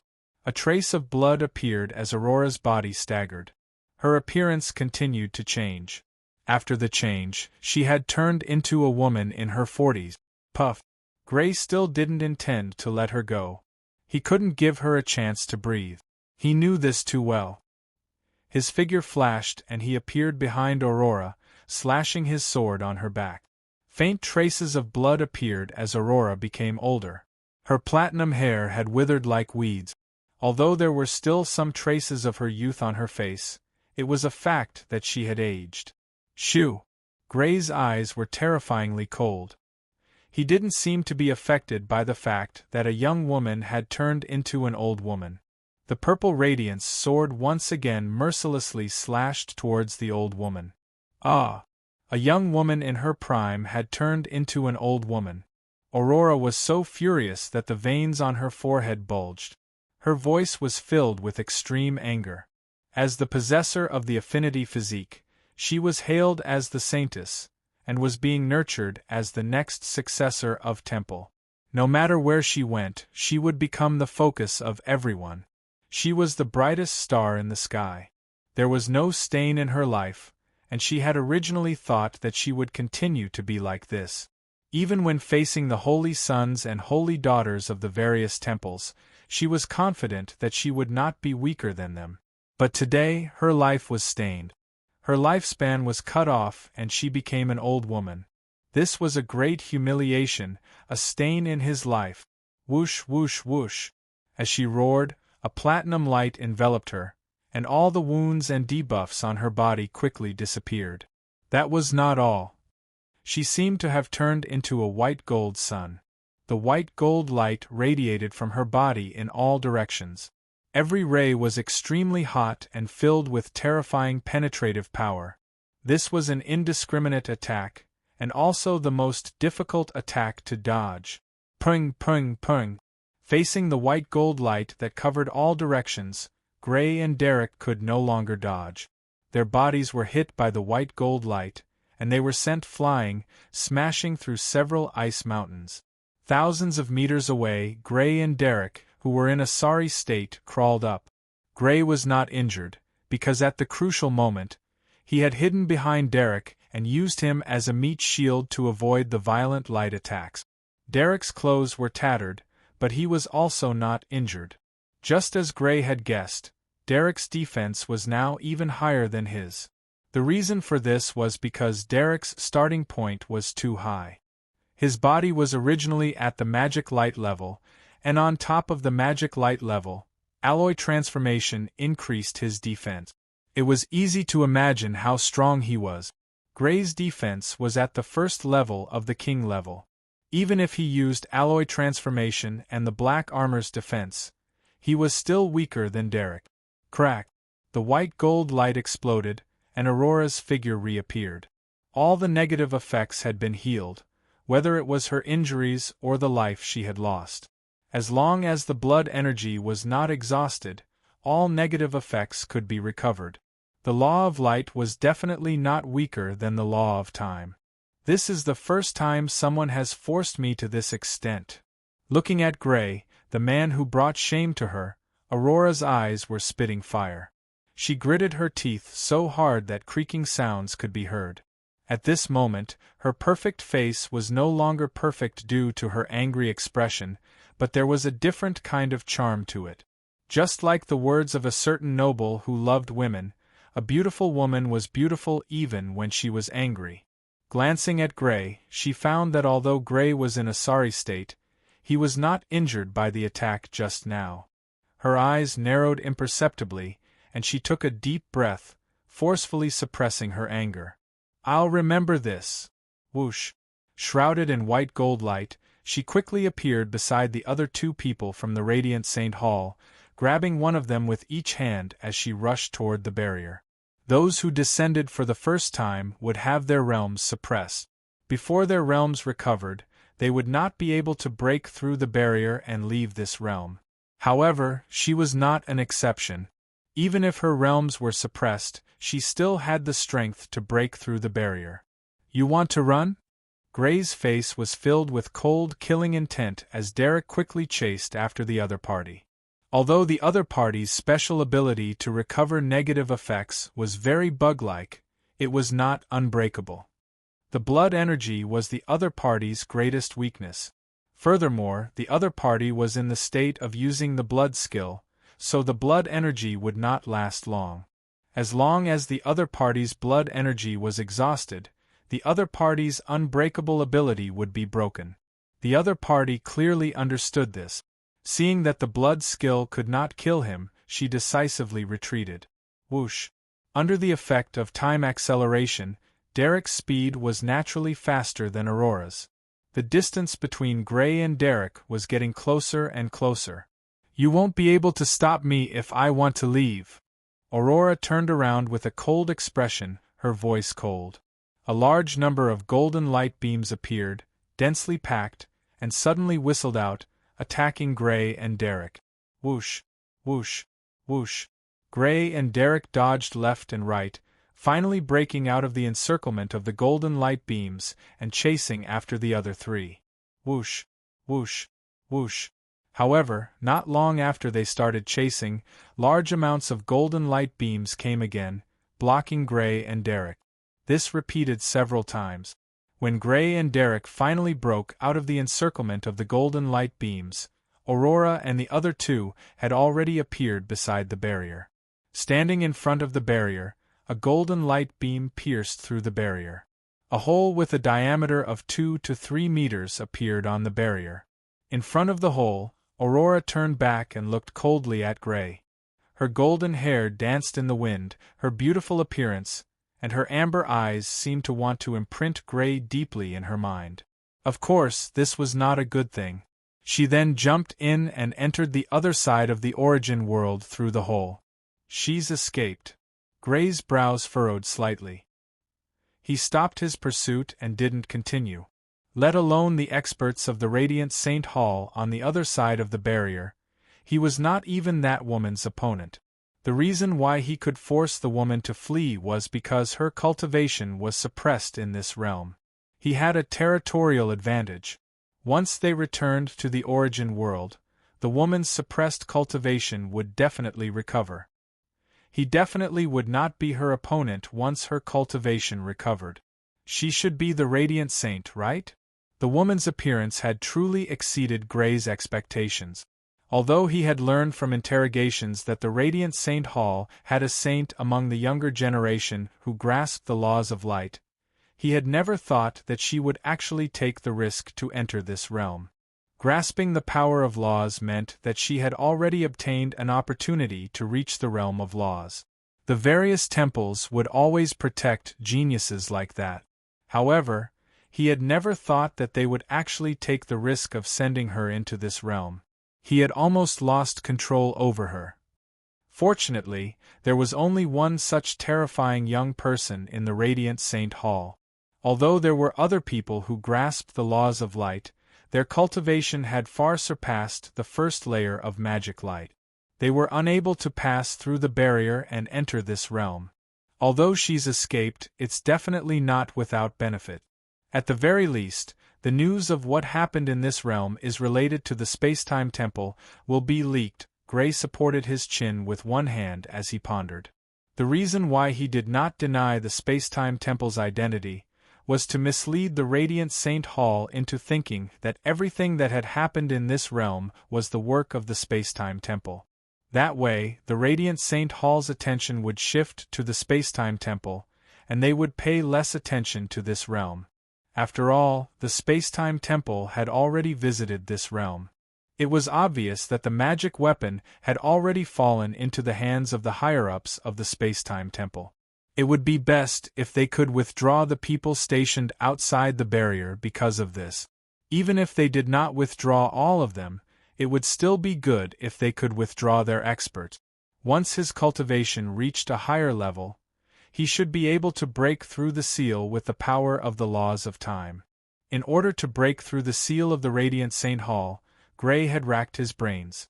The only thing that made him feel slightly guilty was that he had let the Spacetime Temple take the blame. However, the Spacetime Temple was a temple organization just like the Radiant Saint Hall. They were definitely extremely powerful. Even if they were targeted by the Radiant Saint Hall, it should not affect them too much. Moreover, Gray could clearly tell from the words of that holy maiden that the relationship between the Radiant Saint Hall and the Spacetime Temple was not good. Ruining the Radiant Saint Hall's plans would definitely benefit the Spacetime Temple. It could be said that he had done the Spacetime Temple a favor. His guilt immediately lessened. Chapter 6:17. In the Radiant Temple, the leader of the Radiant Saint Hall, Alex Bader, sat on the throne. There were 6 seats to his left and right, where the 12 most powerful people below the leader sat. Some of them were vice-leaders, while others were elders. Hall Master Elders. A young woman in a white dress stood in the middle of the hall. She bowed slightly to the leader and the 12 most powerful people. The woman had long platinum hair, a flawless face, a slender waist, and a curvy figure. She was the holy maiden of the Radiant Temple, Aurora. The leader of the Radiant Temple, Alex Bader, looked at the woman with a doting gaze as he spoke gently. Aurora, tell me about your experiences in that plane. There were countless organizations in the Source World. Organizations were born and destroyed almost every day, but generally speaking, there were 2 types of organizations. The first type was organizations that had no blood relations with each other. The second type was organizations that had blood relations with each other in the form of clans. The Radiant Temple was naturally the first type of organization. In this type of organization, the outstanding disciples were equivalent to the direct descendants of the clan. They had a noble status and were highly valued by the upper echelons. Aurora, who had an affinity with laws, was clearly such an outstanding disciple. Yes, Aurora nodded and told him about her experience in that plane. Unknowingly, that man's face appeared in her mind. Anger and awe flashed through her mind. She was angry at her miserable defeat this time, but she was in awe of her opponent's strength. She would never belittle her opponent on purpose, because that was the behavior of a fool. Facing her opponent head-on and surpassing her opponent was the reaction of a smart person. It really is the space-time temple behind this, a middle-aged woman said. She wore a purple dress made from the softened leather of a disaster-grade blood beast comparable to a warrior of destruction. Her figure was voluptuous, and her every move was filled with charm. Her name was Deborah Shime, one of the 4 female elders of the Radiant Temple. Although she was a woman, her battle prowess ranked at the top among the 12 people below the leader. It seems that the Spacetime Temple has obtained the Sacred Rule artifact. However, from the fact that that plane still exists, the Spacetime Temple hasn't performed the final blood sacrifice to completely repair the Sacred Rule artifact. A middle-aged man with a brown beard and an old-fashioned face said, "Hypocrite! The Spacetime Temple is still so hypocritical." A skinny man with frightening green eyes sneered. Back then, it was the Spacetime Temple that led the destruction of the Sacred Sun Temple. In that battle, dozens of planes were destroyed. Who knows how many people died? Right now, the most important thing is to find a way to take back that Law Saint artifact from the Spacetime Temple and carry out the final blood sacrifice. The silver-haired old man with a face as red as a baby said. Now that it has fallen into the hands of the Temporal Temple, it will be very difficult to snatch it back. The only fortunate thing is that the Temporal Temple did not perform the final blood sacrifice. Even if they did obtain it, it would not increase the Temporal Temple's combat power by much. A middle-aged man with short black hair was rubbing the stubble on his chin with his index finger and thumb. What I'm worried about is that junior from the Spacetime Temple who was able to gain the upper hand against Aurora.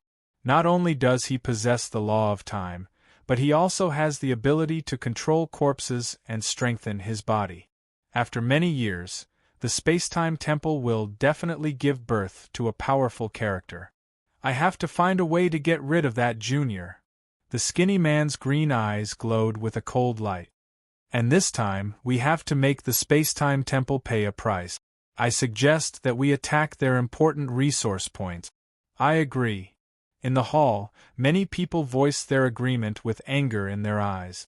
In order to repair that Law Saint artifact, they had planned for 1,000 years, and that did not include the time they had spent searching for a suitable plane. However, because of the Spacetime Temple, all their efforts had been in vain. This anger had to be vented. Let's do it. The Temple Master of the Radiant Temple, Alex Bader, made the final decision. As a result, the conflict between the 2 colossal forces caused by Gray was decided. How should we deal with that plane? The young woman in a red dress asked. Continue to be stationed there. That plane must be in our hands. After all, if we want to take back the Law Saint artifact, we will still need to use that plane. However, the level of the garrison will be lowered by 1, and the main force will be transferred back. The shopkeeper of the Radiant Temple, Alex Bader, said after some thought. The corpses were too badly damaged. Even with the ability to revive, Gray was unable to revive the people he had killed. Moreover, what had happened today had reminded Gray that even with Derek stationed there, it was not absolutely safe. After sending a new group of people, not only did Gray station the Ice Soul King Beast here, but he also planned to station himself here often. The Holy Maiden of the Radiant Temple was just too powerful. Only by working together with Derek could they barely defeat her. After suffering a defeat, she probably would not come again. However, it was better to be safe than sorry, so he decided to station himself here. Time passed unknowingly, and Gray was already 25 years old. Just a few days ago, he had celebrated his 25th birthday. During this period of time, Gray's cultivation had naturally reached the second layer of the king realm, and he had made further progress. He had already consumed the blood of the ice-fire demon ape and the wind demon fox, raising the 5 bloodlines that formed the laws of time to the magic light level. Has anyone from the Radiant Temple come in the past year? Gray and Sophia walked hand in hand in a city that had a long history but was rather prosperous. They brushed past the hurried pedestrians, as if they were a pair of very ordinary lovers. This was one of the cities in Gray's Duke's fief. After being sealed, Gray rarely appeared in his fief. Everything in the fief was taken care of by someone else. This time, Sophia had come to Fergus Castle to attend Gray's birthday banquet. After the banquet, the two of them decided to go sightseeing and relax together. After some discussion, they finally decided to go to Gray's Duke's fief and inspect the situation inside while they were at it. No. Ever since the Holy Maiden of the Radiant Temple came last time, no one else has come. Gray shook his head. He suspected that this situation had something to do with how he had led the trouble to someone else. However, he did not dare to break through the planar barrier and go to the other side to verify this. After all, if the Radiant Temple really had people stationed there, they would definitely be much more powerful than him. Is the Holy Maiden of the Radiant Temple really that powerful, so powerful that even you only won by a narrow margin? Sophia turned her head to the side and looked at Gray. Her black, gem-like eyes were filled with curiosity. She wore a long, blue dress. Her beautiful, violet hair hung to her waist. She only wore simple gemstone hair accessories. It was simple and exquisite, perfectly displaying her cold bearing. She had a firm chest, a slender waist, slender legs, and an egg-shaped face. Her beauty definitely did not pale in comparison to the Holy Maiden of the Radiant St. Hall. It was just that the two women's beauty leaned towards different directions. The Saint of Light's beauty leaned towards being otherworldly and untainted by dust, while Sophia's beauty leaned towards being cool and elegant, just like a purple violet. Even in the boundless origin world, the Radiant Temple is a peak organization. I can't underestimate the successor of an organization like that. There was a hint of caution in Gray's expression. And in my battle with her, I couldn't say that I defeated her. If it weren't for the fact that her cultivation was suppressed, I definitely wouldn't have been her opponent. I think her cultivation should be at the first layer of magic light. She's reached the first layer of magic light at such a young age. Is her talent that much greater than ours? Sophia raised an eyebrow. Her talent might not necessarily be greater than ours. Gray shook his head. It's mainly the cultivation environment. Last time, when I interrogated the 5th organization, I learned from them that even without any supplementary medicine, cultivation in the origin world is several times faster than on this plane. Several times. Sophia was surprised. Just how terrifying was the speed of cultivation if it was several times faster? No wonder the Holy Maiden of the Radiant Temple was so much more powerful than them. Yeah, this seems to involve the plane origin. The more abundant the plane origin is, the more beneficial the environment is for cultivation, and the faster the speed of cultivation will be. With the size of the origin world, the plane origin must be extremely vast and abundant. Gray explained. I didn't expect the origin world to have such benefits. If I go to the origin world, I'm afraid it won't take long for me to reach the king realm. Unfortunately, there's such a powerful organization outside the plane. If you want to leave this plane, even you will find it very difficult. Sophia sighed slightly. It is indeed very difficult. Gray nodded solemnly. According to his estimation, before he reached the level of magic light, he definitely wouldn't be a match for the people guarding the plane outside. Fortunately, his time ability could break through the plane's origin formation and remove the restriction on cultivation. He wouldn't be stuck at the 3rd metamorphosis and could reach the level of magic light. However, reaching the level of magic light should be the limit of his cultivation in this plane. After all, he didn't have the blood of a disaster-grade blood beast after reaching the level of magic light, so he couldn't possess the blood of a disaster-grade blood beast.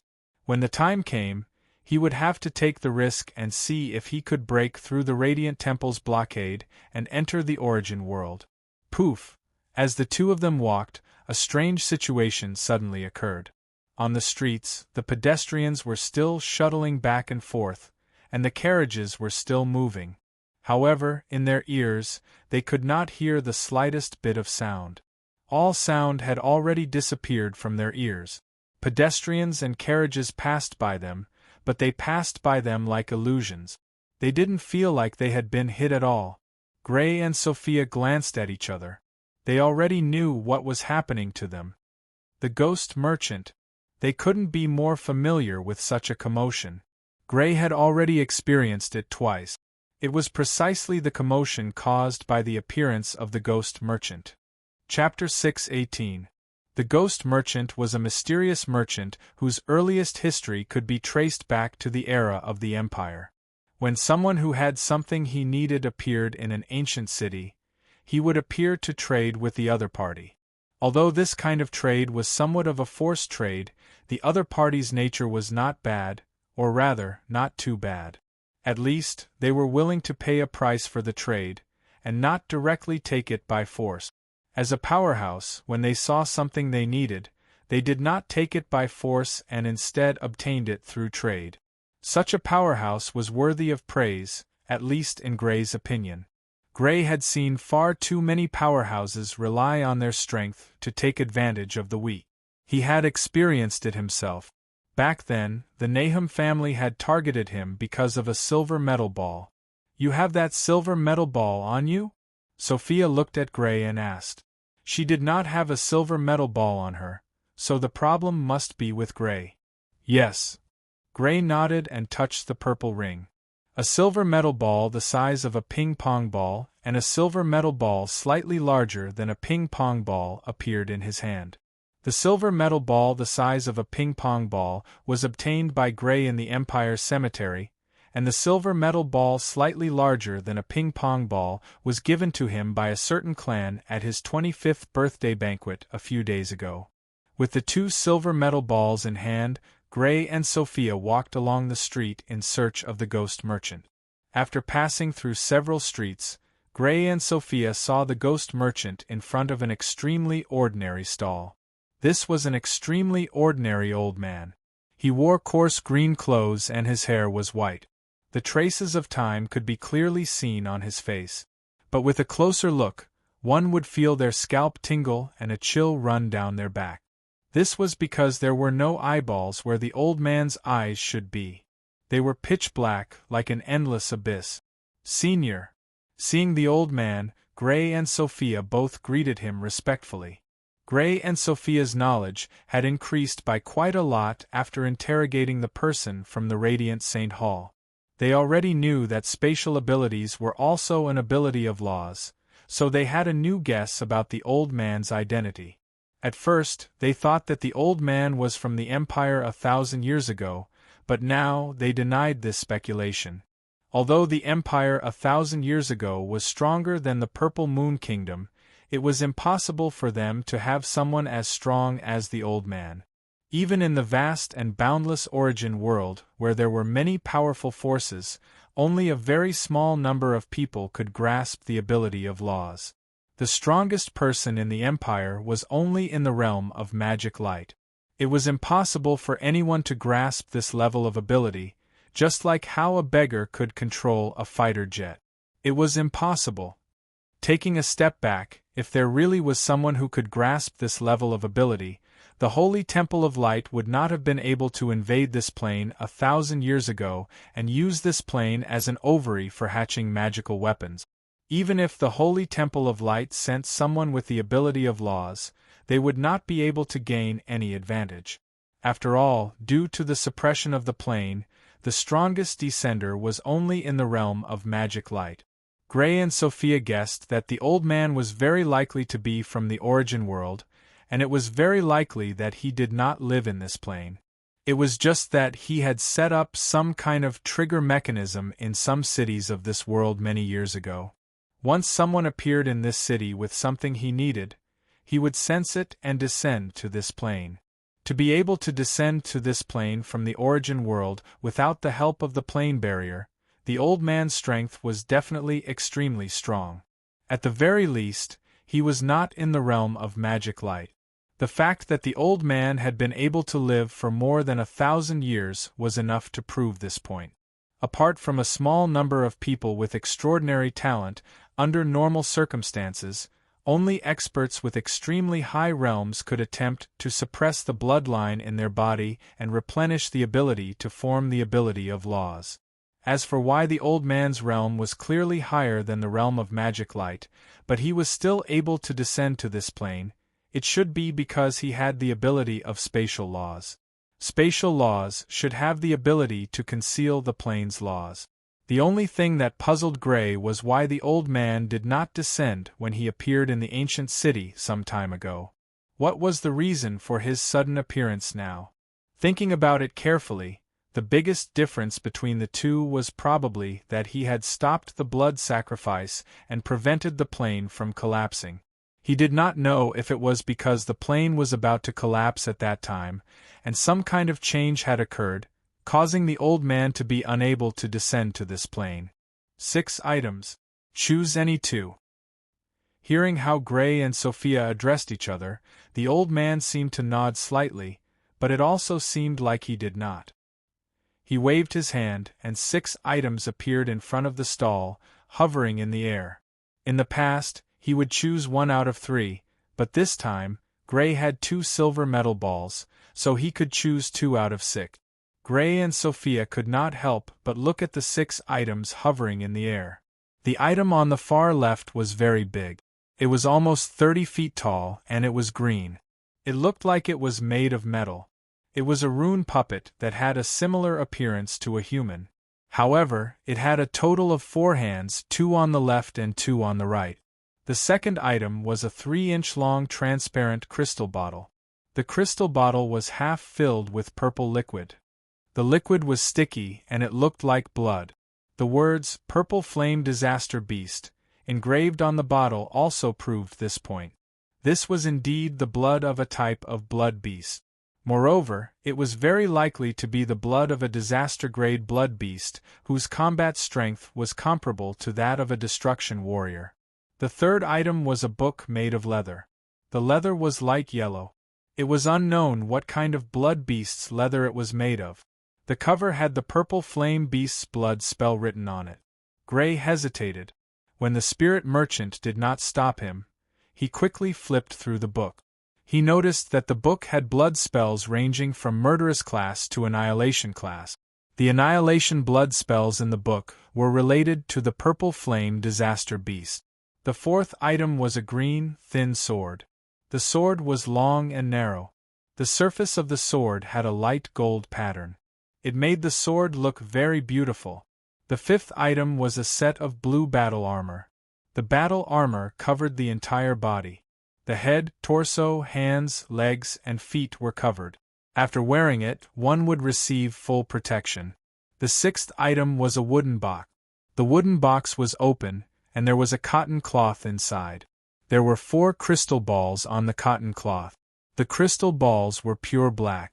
They were so black that they did not allow light to pass through them. Seeing the 4 crystal balls, Gray thought of the old man's eyes. They were also black and did not allow light to pass through them. Gray and Sophia looked through the 6 items at the same time. They looked at each other. Then Gray asked, "Senior, what are you talking about? Can you tell me what these things are?" Gray pointed at the 6th item. It was the wooden box with the 4 black crystal balls inside. He did not ask about the other 5 items. He knew the other 5 items, and he knew what they were used for. Even if he asked, he would not be able to get more information. It was impossible to know the power level or level of the items, so he did not ask. It is a random teleportation ball. After you crush it, you will be teleported to a random place. The old man's voice was dry. There was no emotion in it as he spoke. Random teleportation? After hearing the introduction, Gray and Sophia looked as if they were thinking about something. This should be a method to escape at a critical moment. When one encountered danger, one could crush the black crystal ball to teleport away. As for why it was a random teleportation and not a fixed teleportation point, it was most likely because of the distance of the teleportation. If there was a fixed teleportation point, the teleportation location would not be able to be teleported if it was too far away from the teleportation point. For example, the spatial teleportation of the purple ring could not be more than 1,000 miles. After figuring out the use of the 6 items, Gray looked at the 6 items again. He looked at the 6 items one by one and was slightly hesitant to make a decision. He looked at Sophia and asked, "Which 2 items do you think are suitable?" The value of the 6 items is definitely not low. How you choose depends on what you need. Sophia's beautiful eyebrows raised slightly. After thinking for a while, she said, "Although the levels of the 6 items were unknown, they were definitely very high. The value of the items the ghost merchant took out would be determined by the size of the silver metal balls." This time, the 2 silver metal balls in Gray's hand were quite large. One of them was even bigger than a ping-pong ball. The items the ghost merchant took out to trade would definitely be of great value. "Do you need anything?" Gray held his chin with his right hand and pondered. After a while, he raised his head and looked at the 6 items. "I can rule out the sword." After looking through the 6 items, Gray ruled out the sword first. Although the grade of this weapon might not be low, he did not lack weapons right now. Not only did he have the mana weapon he had taken from the people of the Radiant Saint Hall, but he also had a sword-type mana weapon of unknown grade, which was definitely of high grade. He had enough mana weapons. "I can rule out the battle equipment as well." Gray ruled out the battle equipment as well. With the alloy transformation ability, his defense had far surpassed his cultivation base and was already extremely powerful. There was no need to waste a chance on defense. "Then there are 4 items left. I'll choose 2 out of 4. No, I should say I'll choose 1 out of 2. Gray looked at the remaining 4 items. Of the 4 items, the Purple Flame Disaster Beast's Blood and the Purple Flame Beast Sequence Blood Technique were a set. If he chose one, he would have to choose the other to achieve the greatest effect. Since these 2 items were a set, there were naturally only 2 choices left. He could either choose the Purple Flame Disaster Beast's Blood and the Purple Flame Beast Sequence Blood Technique, or he could choose the Talisman Puppet and the Random Transfer Orb. After looking around, Gray could not make up his mind. In the end, he still made his choice. "Senior, I'll choose these 2. Gray extended his hand towards the Talisman Puppet and the Random Transfer Orb. In the end, he chose these 2 items. "All right." The ghost merchant nodded. Without seeing him do anything, the other 4 items disappeared, leaving behind only the Talisman Puppet and the wooden box with the Random Transfer Orb. Following this, the 2 silver metal orbs in Gray's hands disappeared as well. Before Gray could even react, the silver metal orbs had already disappeared. It was evident that the ghost merchant was far stronger than Gray. After that, the ghost merchant quickly disappeared as well. The sounds of the outside world gradually became clearer. Gray and Sophia were returning to the real world. With a wave of his hand, Glenn put away the rune puppet and the random teleportation orb. When he was done, he and Sophia had already returned to the real world.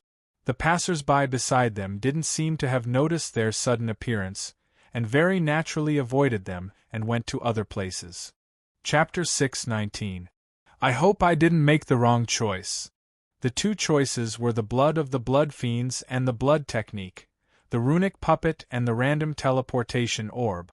The reason why Gray chose the Runic Puppet and the Random Teleportation Orb was because he urgently needed these 2 items. What did Gray lack right now? He lacked the strength to break out of his predicament. With the Radiant Saint Hall blocking the exit of the plane, he could not leave even if he wanted to. Right now, he and everyone else in the plane seemed to be trapped in a cage, but the exit of the cage was blocked by powerful existences. If he wanted to break out of this predicament, he needed great battle prowess. If he had great battle prowess, he would be able to wipe out the experts of the Radiant St. Hall stationed outside the plane and leave. As a result, he chose the runic puppet, because the runic puppet could increase his battle prowess in a short amount of time out of the 6 items. Of course, he was not certain whether he could obtain enough battle prowess to break out of his predicament. He could only take a gamble. The random teleportation orb was a bonus, but it was not completely useless. If the runic puppet could kill the experts stationed by the Radiant St. Hall, then he would be able to leave this plane and enter the origin world. However, after entering the origin world, he would definitely be pursued by the Radiant St. Hall, who had discovered that the plane had fallen. And if he used the random teleportation orb to escape after killing the experts stationed by the Radiant St. Hall, then the Radiant St. Hall would naturally not be able to track him down. These 2 reasons made him choose the runic puppet and the random teleportation orb in the end. After encountering the ghost merchant, the 2 of them no longer had any plans to continue playing around. They urgently wanted to test the power of the runic puppet, so they found a remote place and used spatial teleportation. Gray and Sophia appeared in a forest. Pung! He touched the purple ring and released the runic puppet. The runic puppet smashed down like a mountain, causing the ground to cave in and tremble slightly. The runic puppet was less than 10 meters tall. Among the runic puppets Gray had seen before, it was on the shorter side. Whether it was the runic puppets of the Wallen family or the runic puppets he had seen in the tombs of the Empire, they were all easily over 10 meters tall. However, what was unexpected was that this rune puppet was not light. It was conservatively estimated to be over 100 tons. It was not even 10 meters tall, but it had a weight of over 100 tons. The metal used to create this rune puppet was definitely extremely dense. Has the royal family cracked the runic puppet obtained in the Empire's tomb? Looking at the runic puppet, Gray thought of the runic puppet obtained by the Purple Moon Kingdom in the Empire's tomb. He could not help but ask Sophia. No. Although we have gathered several rune masters to decipher it, there is still a large gap between the current standard of rune masters and that of the Empire. It will be difficult to decipher it without a few years. Sophia's SSSST the runic puppet was the crystallization of runes. It contained many high-level runic techniques, and was a product that had reached an extremely high level of runic prowess. The runic puppet obtained in the Empire's tomb was the best of the Empire's runic prowess. With the Purple Moon Kingdom's runic prowess, cracking it would be a long process. Gray nodded his head in understanding. This was not outside of his expectations. His gaze once again turned to the green formation puppet, searching its body.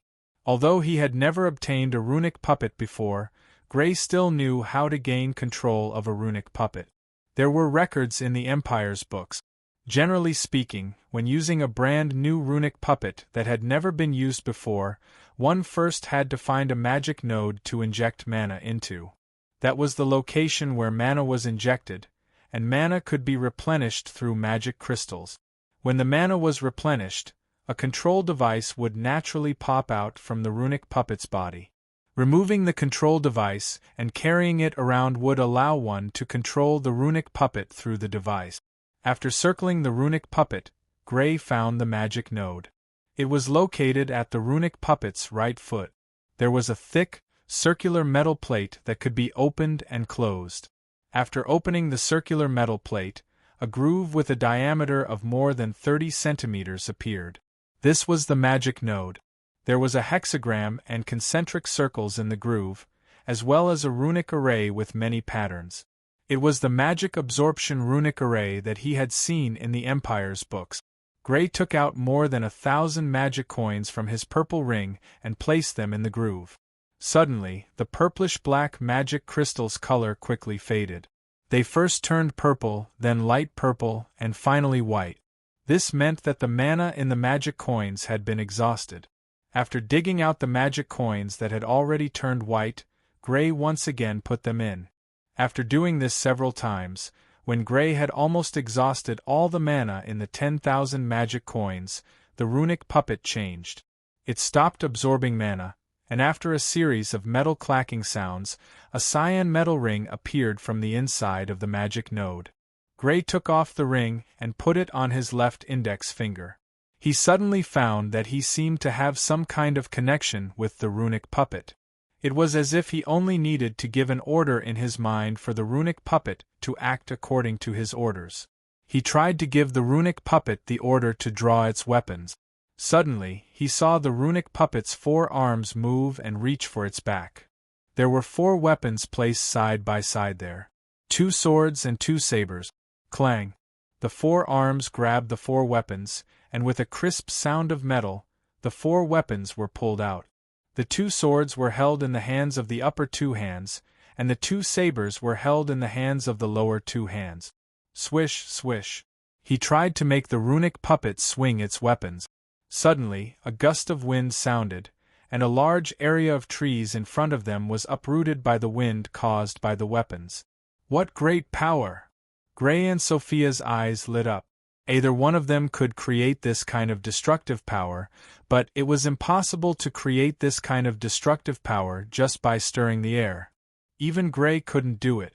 Just this point alone was enough to determine that this runic puppet's battle strength was above Gray's. This runic puppet's battle strength should have already surpassed the average magic light. It's not easy to test its battle strength without a reference. Sophia stared at the runic puppet and sighed. I have a way to test it. Staring at the runic puppet, Gray's heart skipped a beat. He had already thought of a way to test the puppet's battle strength. He put away the runic puppet for the time being and teleported again with Sophia. After several teleportations, he and Sophia appeared near the planar barrier that connected to the origin world. Lord Gray, Your Highness Sophia. Seeing his and Sophia's arrival, the people stationed here hurried to welcome them and respectfully saluted them. Gray nodded slightly and looked at Derek, who was motionless and covered in snow, standing at the edge of the planar barrier like a statue. Derek immediately shook off the snow on his body and walked over. The injuries he had suffered in the previous battle had been healed by his reverse nurturing ability. With the help of the alloying ability, Derek's body turned silver-gray. Gray released the runic puppet and ordered it to attack Derek. Crack! Immediately, the uppermost right hand of the rune puppet reached behind its back and pulled out a green metal sword. The green sword was 3 meters long, and the material of the sword was clearly the same as the rune puppet. It was made of the same type of metal. Swish! The cyan sword was waved and slashed towards Derek. Before it even got close to Derek, the surrounding ground had already been stirred up by the strong wind stirred up by the sword, and deep scratches appeared one after another. Derek's clothes rustled and were actually ripped to shreds by the wind. The huge azure sword finally landed on Derek's body. Spurt! With the crisp sound of flesh being cut open, Derek's tough body, which was completely unscathed by the Holy Maiden's blood skill, was actually cut open by the huge azure sword. Not only that, but the huge azure sword continued on, cleaving deeply into Derek's body. Bang! Derek's body was sent flying backwards at a speed several times faster than a cannonball.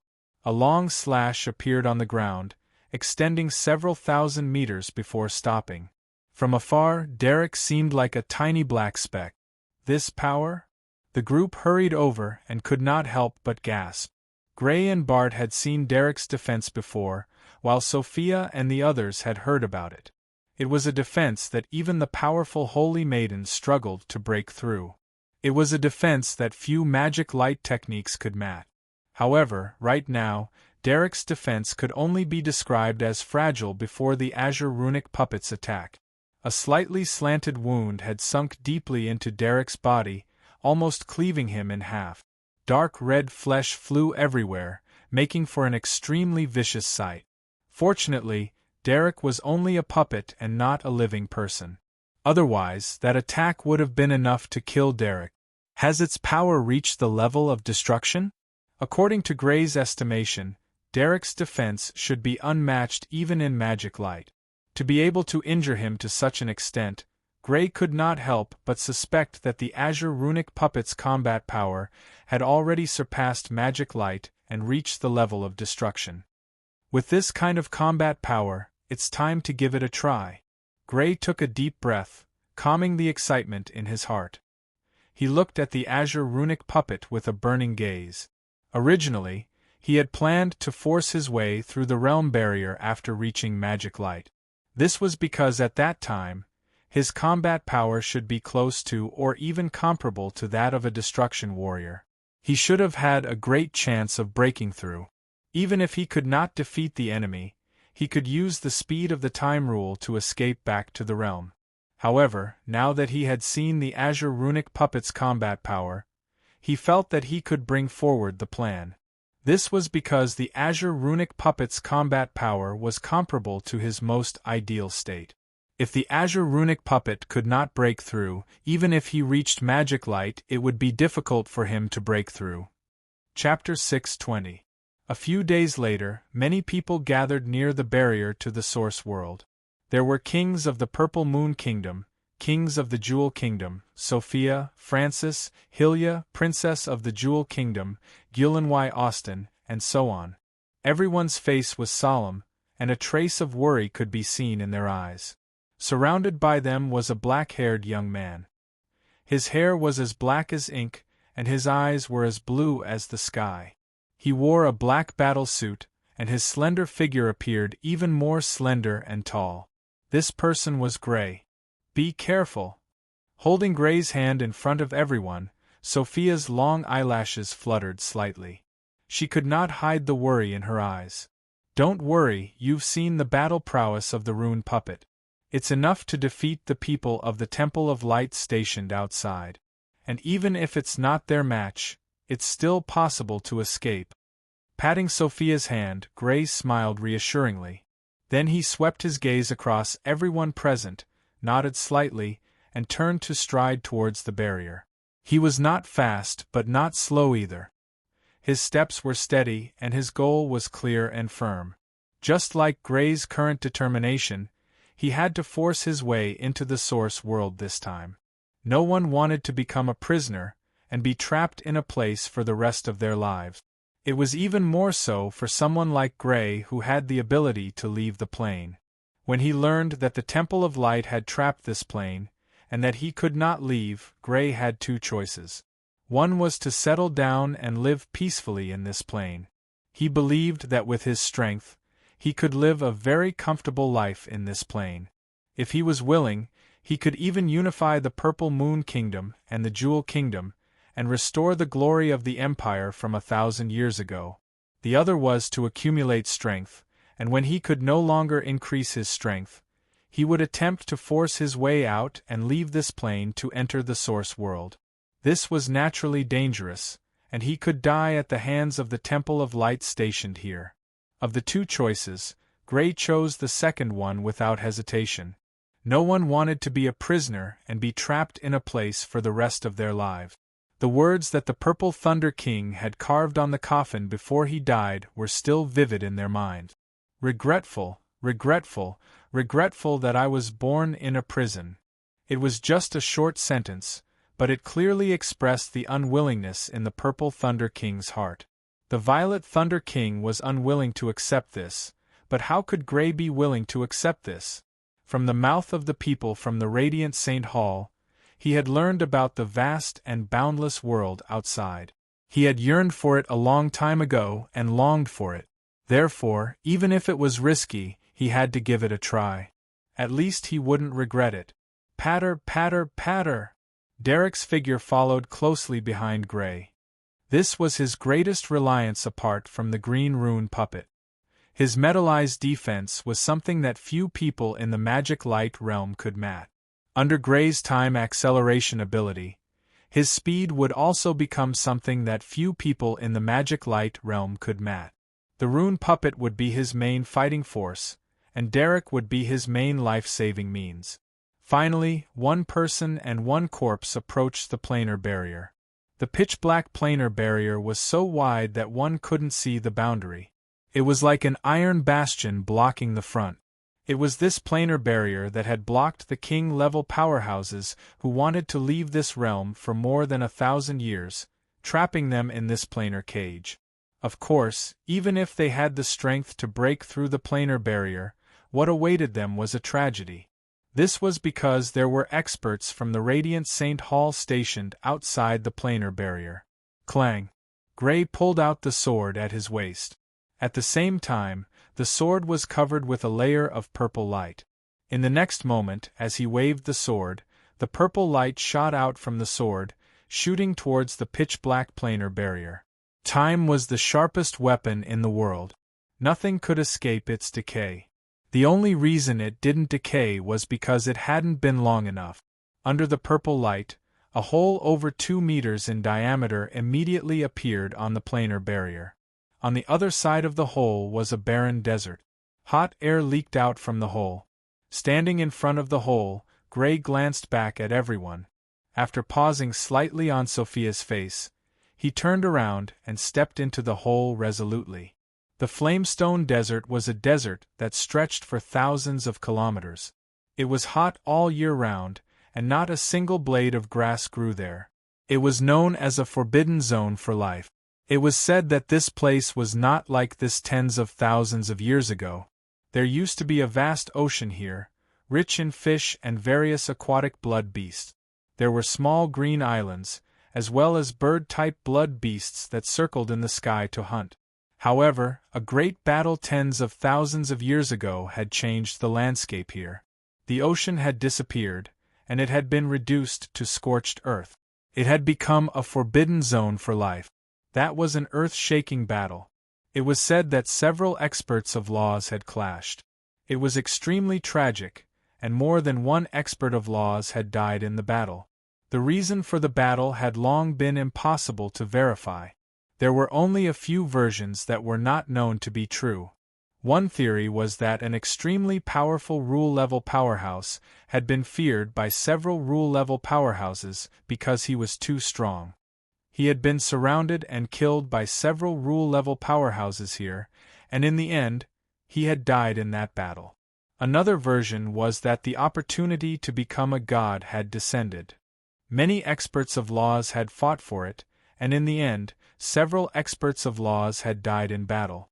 The opportunity to become a god had also disappeared in the battle. Another version was that a temple had violated a taboo and caused many temples to besiege it. In the end, it had been destroyed in this battle. Of the three theories, only those who had participated in the war back then knew which one it was, and which one it wasn't. However, to be able to live from tens of thousands of years ago until now, it was obvious that the other party had to be a rule-level expert. Not to mention that rule-level experts rarely appeared in the outside world and could not be found at all, even if they could be found, who would dare to seek the truth from a rule-level expert. In the eastern region of the Flaming Rock Gobi, a building built with rocks unique to the Gobi stood in the middle of the Gobi Desert. At first glance, the building looked extremely rough. It was as if the architect had taken a break while building it. Many places could be seen with uneven marks. However, upon closer inspection, one would feel a sense of majesty and magnificence. It was this informal style that added a sense of heroism to the building. This was the same style as the buildings Gray had seen in the Red Leaf Forest and the Red Desert. "It's so hot. When will these days end?" A dark-skinned man complained as he wiped his saber with an unknown blood beast's fur. "Bear with it. This place is too strange. The constant temperature runic array doesn't work. No matter how many constant temperature runic arrays are set up, the heat can seep in. We'll just have to endure for 50 years and wait for the rotation." Another man shook his head with a bitter smile. The man had black hair, but it was different from Gray's black hair. His black hair was slightly gray and curly, sticking tightly to his head. "I'm so envious of Team 1 and 2. It's not time for the rotation yet, but they left with the deacon." The dark-skinned man's voice was filled with envy and even a little jealousy. Originally, there were a total of 3 small teams and a deacon stationed here. However, a few months ago they received a notice from the Holy Temple, and 2 of the small teams and the deacon left together, leaving only their small team and a few people who were not that strong to be in charge of logistics. There's nothing we can do about it. It's our bad luck. The dark-haired man shrugged. Do you really think it's our bad luck? The dark-skinned man sneered disdainfully, then lowered his voice slightly. I heard that team leader offended the deacon and caused us to suffer. The deacon held a grudge against us and kept us here. Shoo, lower your voice. It's not like you don't know team leader's vengeful personality. If he hears you, you'll be fined your pay. The dark-haired man was startled. He looked around and lowered his voice. Buzz, suddenly, a trembling sound entered their ears. The 2 of them immediately became alert and subconsciously looked not far away. More than 100 meters away, a black barrier with a diameter of a few hundred square meters stood there strangely. The reason why it was strange was because the barrier could be seen from one side, but if one went around the other side, they would not be able to see anything. They could even pass through it directly. This place was the entrance to a plain, which was why they were stationed here. The barrier that was usually calm actually had a strange ripple. Then, a hole with a diameter of more than 2 meters appeared, and a young man and an old man walked out. Who's there? The 2 of them were shocked. They stood up and pulled out their weapons. Their figures quickly rushed toward the black barrier. Their weapons were wrapped in the light of the blood beast ability, and they attacked the 2 of them. The 2 of them did not report. The station was not far away, so the commotion here must have been discovered by their companions. The people who came out were definitely not from the Holy Temple. What they needed to do was to capture or stall the people who came out and buy time for the others to arrive. You're unlucky to have met me. A sinister smile flashed across the dark-skinned man's face. His battle blade flickered with a demonic red light as he slashed at Gray. Because he was left behind to guard, he was now filled with resentment, so his attack was extremely vicious. He did not care if his attack would cripple the other party. In his opinion, it was fine as long as he could leave a mouth to speak. Nothing else mattered. So hot! Stepping into the source world through the plane's barrier, a wave of heat immediately came over. Gray could not help but sweat slightly on his forehead. Originally, with his current physique, normal high temperatures were not enough to affect him. Even if he bathed in magma, he would not feel any discomfort. However, in front of this seemingly weak but all-pervasive heat, he felt hot. Swish! From the side, a hot wind blew over in an extremely abnormal manner. Gray looked over and saw a battle blade slashing at him. It was aimed at one of his legs. Chapter 6:21. Humph! Gray snorted coldly, and a cold light flashed in his eyes. He took a step forward and swept the sword in his hand. Under the acceleration of the laws of time, the sword wrapped in purple light cut through the dark-skinned man's left and right hands before the man's saber could completely cut down. Pooh! Blood spurted out from the dark-skinned man's left and right arms. Under the corrosion of the laws of time, the sword wrapped in purple light was like a divine weapon, easily cutting off the dark-skinned man's left and right arms. The saber in his hand naturally fell to the ground. That was not all. The greatest feature of the laws of time was the ability to strip away one's lifespan. The man's body rapidly aged, and in the end, he became an old man with 1 foot in the grave. Thud! The man's old body fell to the ground. He trembled as he tried to climb up with his broken arm, but it was difficult for him to even move. He raised his head with difficulty and looked at Gray in horror. There was shock and fear on his face. What greeted him was Gray's sword cutting down again. The sword left a deep wound on his shoulder. Although it was serious, it was not fatal. What was truly fatal was the laws of time on the sword. His old body died because of the exhaustion of his lifespan. Not only that, but his body was also rapidly decaying. To be sent to guard this place, the dark-skinned man was naturally not weak. Although he was only at the first level of magic light, he was still a magic light. His strength was enough for him to become one of the leaders of a regular organization. It was only in a peak organization like the Radiant Saint Hall that his strength seemed ordinary. However, facing Gray, who had reached the second level of the King Realm and whose laws of time had increased in power, the first level of magic light was clearly not enough. It must be known that when Gray was at the first level of the King Realm, he could already use the laws of time to crush opponents at the first level of magic light, let alone now. Just as the dark-skinned man attacked Gray, on the other side, the black-haired man attacked Derek. The battle ended even faster than Gray's side. Standing near Gray, Derek's speed reached a level that few people in Demon Light could match, thanks to the support of the time ability. The saber in his hand slashed out with lightning speed, much faster than the black-haired man. The black-haired man's movements seemed to be in slow motion in front of him. He slashed towards the black-haired man's throat. Puff! The bright blade cut through the black-haired man's throat. Blood spurted out from the black-haired man's throat. He opened his mouth to say something, but he could only make gurgling sounds. Blood gushed out from his mouth. Patter! The man clutched his throat and fell to the ground. His eyes were filled with fear and despair as he stared at Derek. His body twitched as he struggled weakly. "Who is it?" With a loud roar, a crimson pillar of flame with a terrifyingly high temperature quickly attacked. Along the way, the temperature in the air rose sharply, as if it had been ignited, and there were explosive sounds. The highly condensed flames gave the pillar of flame a sense of substance.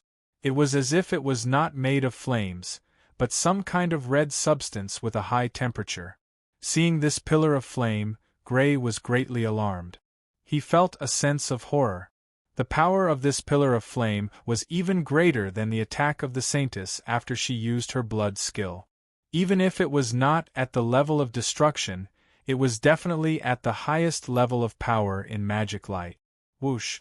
Being grabbed by Derek, Gray quickly retreated, dodging far away. Splash! The crimson pillar of flame slashed past where Gray had been and crashed into the distance. Then, a horrifying scene appeared. With the crimson pillar of flame as the center, a 1,000-meter-long lake of lava appeared. The crimson liquid bubbled and emitted a pungent smell. Heat waves rolled, and the temperature in the air was enough to roast meat. Whoosh! Whoosh! Whoosh! A total of 8 figures charged over, and one of them was the fastest. He was only slightly slower than Derek, who had been accelerated by time. This was a tall man. The man's face was bright red, but it was not the pink of a young girl's face. Instead, it was slightly red. His weapon was a pair of crimson gloves. The pillar of flame had just been thrown by him. He was the captain of this team, Marna. He was the first to arrive at where Gray had been. He saw 2 of his subordinates on the ground. One was already dead, and the other was still twitching, but he was not far from death. His face immediately became gloomy. He did not care about the lives of his subordinate. This team was just a stepping stone for him. With his strength, he would definitely leave this team and obtain a higher position in the future. What he cared about was the punishment these 2 people would face after their death. There would obviously be some punishment if there were casualties in the team, and this punishment would definitely affect his promotion. People from the Spacetime Temple? Marna looked at Gray and Derek with a gloomy face. His eyes seemed to spit fire. Clang! Gray's face was grave. With a wave of his hand, a green rune puppet appeared in front of him. This man's strength was definitely not something he could contend against. The only thing capable of contending against him was the green rune puppet. Rune puppet! Maruna's thick eyebrows trembled. A crimson radiance appeared on the gloves on his right hand, and then he threw a punch at Gray. Derek brought Gray to quickly dodge, but the green rune puppet was left behind by Gray, who gave the order to fight. Clang! The sound of a weapon being unsheathed rang out. The green rune puppet held its weapon in all four hands. Taking several steps forward, one of its blades chopped at the incoming crimson pillar of flame. Pooh! The crimson pillar of flame, that was enough to turn 1,000 meters into a lake of lava, was shattered by the blade. Blazing flames splashed in all directions, and wherever the flames touched, lava pits appeared one after another. I blocked it. Maruna's face was grave. Although the attack just now was not his full strength, its power was already enough to reach the 5th level of magic light. For the rune puppet in front of him to be able to block it, it meant that the battle strength of this rune puppet was at least at the 5th level of magic light. You guys go deal with those two. Leave this rune puppet to me. He ordered the remaining 7 members, while he himself quickly rushed towards the green rune puppet. Boom, boom, boom. As he rushed, a crimson radiance filled his left and right glove. He punched out again and again in the air. Instantly, one after another, crimson pillars of flame attacked the green rune puppet. Poo, piu, piu. The green formation puppet used all 4 weapons, shattering one after another of the scarlet-red pillars of flame. With heavy footsteps, it similarly charged towards its opponent. Even if that man is not a warrior of destruction, he should not be far from it. I don't know if the rune puppet will be a match for him. Gray looked somewhat worriedly at the rune puppet that was already engaged in battle, before looking in another direction. 7 men and women rushed towards him with murderous intent in their eyes. Their positions formed a crescent shape, like a huge net coming towards him. He was like a prey caught in the net. You want to treat me as prey? Let's see if you're qualified. Gray sneered. Instead of retreating, he rushed straight towards the 7 people. He knew that he was not a match for the man with the flame ability, but against these 7 people, he did not think that he did not have the ability to fight. Whoosh! Under the acceleration of the law of time, he and Derek were like a streak of purple light, quickly approaching the rightmost person of the 7 people. The rightmost person of the 7 was a man who looked to be in his 40s. He held a battle-axe in his hand, and his skin was a yellowish-brown, like rock. It was not an illusion, but a fact. The opponent's ability should be of the earth attribute, and this earth attribute ability derived the ability to turn one's body into rock to strengthen the physical body. At this moment, the opponent's body was in rock form to strengthen the physical body's defense. Seeing Gray and Derek rushing towards him at a terrifying speed, his expression was grave. The battle-axe suddenly chopped down, but not towards Gray and Derek. Instead, it chopped towards the ground beneath his feet. Under his chop, several thick cracks appeared on the ground that had been scorched dry by the sun. Then, from these cracks, thick spikes that were more than 10 meters long shot out one after another, shooting towards Gray and Derek. Even with the speed of Gray and Derek, it was impossible for them to avoid such a dense attack. Pung, pung, pung. Facing the incoming spikes, Gray's mouth flashed with a cold smile. He and Derek did not dodge and directly collided with the spike. One after another, the spikes hit him and Derek. Not only were they unable to injure him and Derek, but they were also unable to slow down their movement speed. Creating so many spikes in one attack indeed made it impossible for him and Derek to dodge, but at the same time, it also weakened the power of the spike. With their powerful defense, he and Derek did not need to dodge at all. Very quickly, he and Derek had already rushed out of the range of the spikes, and approached the man who used the earth attribute ability. Be careful! Seeing Gray and Derek approaching the man who used the earth attribute ability, the others shouted a warning and tried to stop them. Whoosh, whoosh, whoosh. Several thick shadow tentacles with sharp tips thrust towards Gray and Derek like giant spears. Sonic booms sounded out as they pierced through the air. For someone to be able to display such a powerful attack, their boundary definitely wasn't just at the first level of demon light. Ka ka ka. Terrifying ice spread along the ground, leaving a layer of ice along the way. Crackle, crackle. The surging purple lightning was like a huge spear piercing towards them. The power it contained had already surpassed the first level of magic light. Hiss hiss. The dark green fog condensed and turned into a huge snake that chose people to devour, leaving traces of corrosion along the way as it attacked. Facing the siege of 6 magic light warriors, and 2 of them were clearly mixed with magic light warriors who were not only at the first level of magic light, Gray tried to break through with his speed, but did not succeed. He could only temporarily retreat with Derek. Chapter 6:22. Be careful. It's very likely that his ability is related to the laws of time. Don't let him get close to you, and don't get hit by his ability. A middle-aged woman warned sternly. She had just carefully observed one of her companions who had died. His death seemed to have been caused by the laws of time's ability. Last time, the Holy Maiden had encountered someone from the Spacetime Temple who possessed the laws of time. The Radiant Temple had already warned them, so she immediately thought of the ability. The laws of time? The other 6 people's faces turned cold. In particular, the man with the earth element showed a trace of lingering fear. Fortunately, he had not allowed the opponent to get close to him. Otherwise, even if he had not died, he would have suffered a fate worse than death. His lifespan had been stripped away, and he did not have much of it left. He would only have a few years left to live, and he would only be able to wait for death in despair. This was something he did not want to experience. Facing 7 magic light at once really is a little troublesome. Gray raised an eyebrow as he retreated to open up some distance from the 7 people. Fighting 7 magic light at once was more than twice as difficult as fighting 3 magic light at once. The most troublesome part was that there were 2 people who were not at the first level of magic light. They hid among the other magic light like the fangs of a venomous snake, ready to bite him at any time. But this is still within my expectations. Gray's eyes were filled with coldness and determination.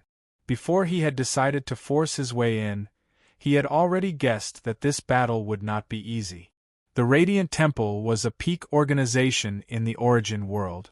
Even if they had been misled into thinking that the Golden Sword had fallen into the hands of the Spacetime Temple, which had weakened the forces stationed here, the forces they had left behind would still be extremely powerful.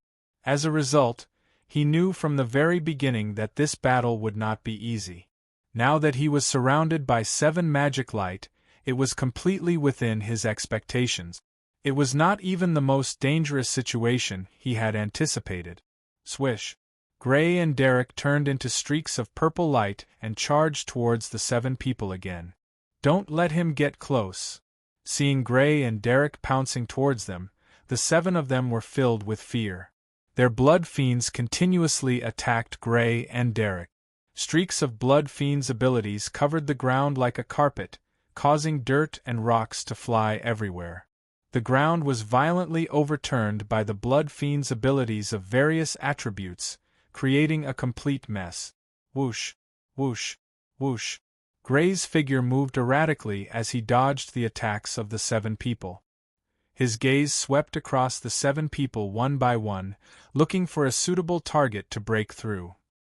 He was like a predator baring his sharp fangs, ready to choose his prey. Suddenly, his eyes lit up as he confirmed his target. Whoosh! He and Derek quickly rushed towards an old lady. The old lady looked to be in her 60s, her body was shriveled, and the wrinkles on her body were very obvious. Her ability was ice, and she should be at the first level of magic light. Caw. Seeing Gray and Derek pouncing towards her, the old lady was shocked. The sense of danger made her break out in cold sweat. She pushed her ice ability to the limit, and a huge and thick ice wall rose from the ground to block in front of her, while she retreated continuously. Gray swung his sword down, and a streak of purple light streaked across the ice wall. Gray and Derek quickly passed through the ice wall and chased after the old lady. Be careful! Seeing this, the other 6 magic light experts quickly intercepted Gray. Streaks of blood fiends' abilities blocked his path, and violent explosions forcibly cut off Gray's path, separating Gray from the old lady. At this moment, Gray's mouth revealed a trace of a strange smile. He suddenly turned sideways and quickly rushed in another direction. In that direction, there was a man with a petrified appearance. It was the man with the earth ability that Gray wanted to attack at first. His target from the beginning was this man. The old lady was a fake target that he had chosen to mislead the 7 people and catch the man with the earth ability off guard. Ha! Gray and Derek were quickly approaching. The man with the earth ability had a serious expression, and cold sweat kept slipping down his cheeks. Holding the battle axe with both hands, he slashed down fiercely. A yellow light turned into a small mountain completely formed by the earth ability, and crashed towards Gray and Derek. He kept retreating, but his speed was slower than the old lady's by a lot. His speed was considered slow in magic light, and this was why Gray had targeted him. Under normal circumstances, it would be more difficult to kill a person with a petrified body and a strong defensive ability than the old lady. However, Gray's ability of the law of time deprived one's lifespan. To a certain extent, it ignored defense, and the strength of the opponent's defense did not matter much. We've been tricked. Seeing Gray immediately give up on the old lady and change his target to the man with the earth ability, the other 6 people's faces were gloomy. They knew that things were not good, and quickly moved to save the man with the earth ability, preventing Gray from approaching him. However, it was too late. Gotcha! A purple light flashed, and the small mountain formed by the man with the earth ability collapsed. In an instant, Gray and Derek caught up with the man with the earth ability. Whoosh! Purple light surrounded the long sword, and Gray's sword slashed at the man with the earth ability's throat. However, the man with the earth ability dodged, and the sword slashed at his chest. Puff! The petrified skin was cut and a wound appeared. Blood dripped down. Unsurprisingly, the injury was only average. The man with the earth ability was protected by his strong defense, and he was not seriously injured by Gray's sword. However, the law of time also spread to the man with the earth ability through the place of contact. The man with the earth ability was originally in his 40s, but he quickly aged. His hair turned white, and the wrinkles on his face were like ravines. A heavy feeling came to the man with the earth ability. He felt as if his body was no longer his, and it became difficult for him to move. He staggered, and his body fell to the ground. The moment he fell, he saw the sword wrapped in purple light attack him again. No! He let out a frightened and desperate roar, and his eyes, which had become old, glared at Gray. His face was full of unwillingness. Puff! The purple sword didn't stop descending because of his roar. Once again, it slashed at his chest, forming a cross in front of his chest. Then, he clearly felt his life being taken away. His eyelids became very heavy, and his body was sent flying. After falling to the ground, he was no longer alive. He was already dead before he hit the ground. At this time, the angry attacks of the other 6 people arrived. Rumble, rumble, rumble! The violent blood fiends bombarded the place where Gray and Derek were. The ground was continuously rolled over by the blood fiends, and there were traces of various abilities. As for Gray and Derek, they had already dodged far away before the ability could reach them. Damn it! Looking at the man with the earth ability who had turned into a rotten corpse, the remaining 6 people clenched their fists. Their faces were so gloomy that it seemed as if water could drip from them. Their eyes were filled with anger and a trace of fear. Anger was because their companion who had been with them day and night had been killed, and fear was because they were afraid of what would happen to them in the near future. Their companion who had turned into a rotten corpse was likely to be their end. It's your turn. On a slightly protruding rock, Gray and Derek appeared. They looked at the 6 people with endless coldness, and it was a coldness that seemed to be able to devour them. Whoosh! Gray and Derek rushed towards the 6 people again. Although the death of one person did not weaken them much, it did weaken them a little. It was easier for Gray to deal with them. Patter! After several rounds of fighting, Gray seized the opportunity again. The middle-aged woman with the poison ability was stripped of her life, and her corpse fell to the ground. Patter! With only 5 people left, the pressure on Gray was greatly reduced. The 5 of them immediately felt an immense pressure. After several exchanges, the old lady with the ice ability also collapsed due to her lifespan being taken away. Patter, patter! Soon, another 2 people died. Of the 7 people who had besieged him, only 2 were left. These 2 were also the strongest among the 7, and their battle strength was not only at the first level of the Magic Light School. Whoosh! Being stared at by Gray, the 2 felt a terrifying chill. Sweat flowed down, and their hair was stuck together. Completely losing the will to fight, the 2 quickly approached the place where the man with the fire ability was fighting. At this moment, only he could save them. Poo-pee-oo. Unfortunately, facing Derek's speed, the 2 could not escape at all. Their bodies were injured and their bodies became old. In the end, like the other 5, they died of old age. Looking at the 2 corpses that had turned into rotten corpses, Gray shook his head. Did he have any enmity with the 7 of them?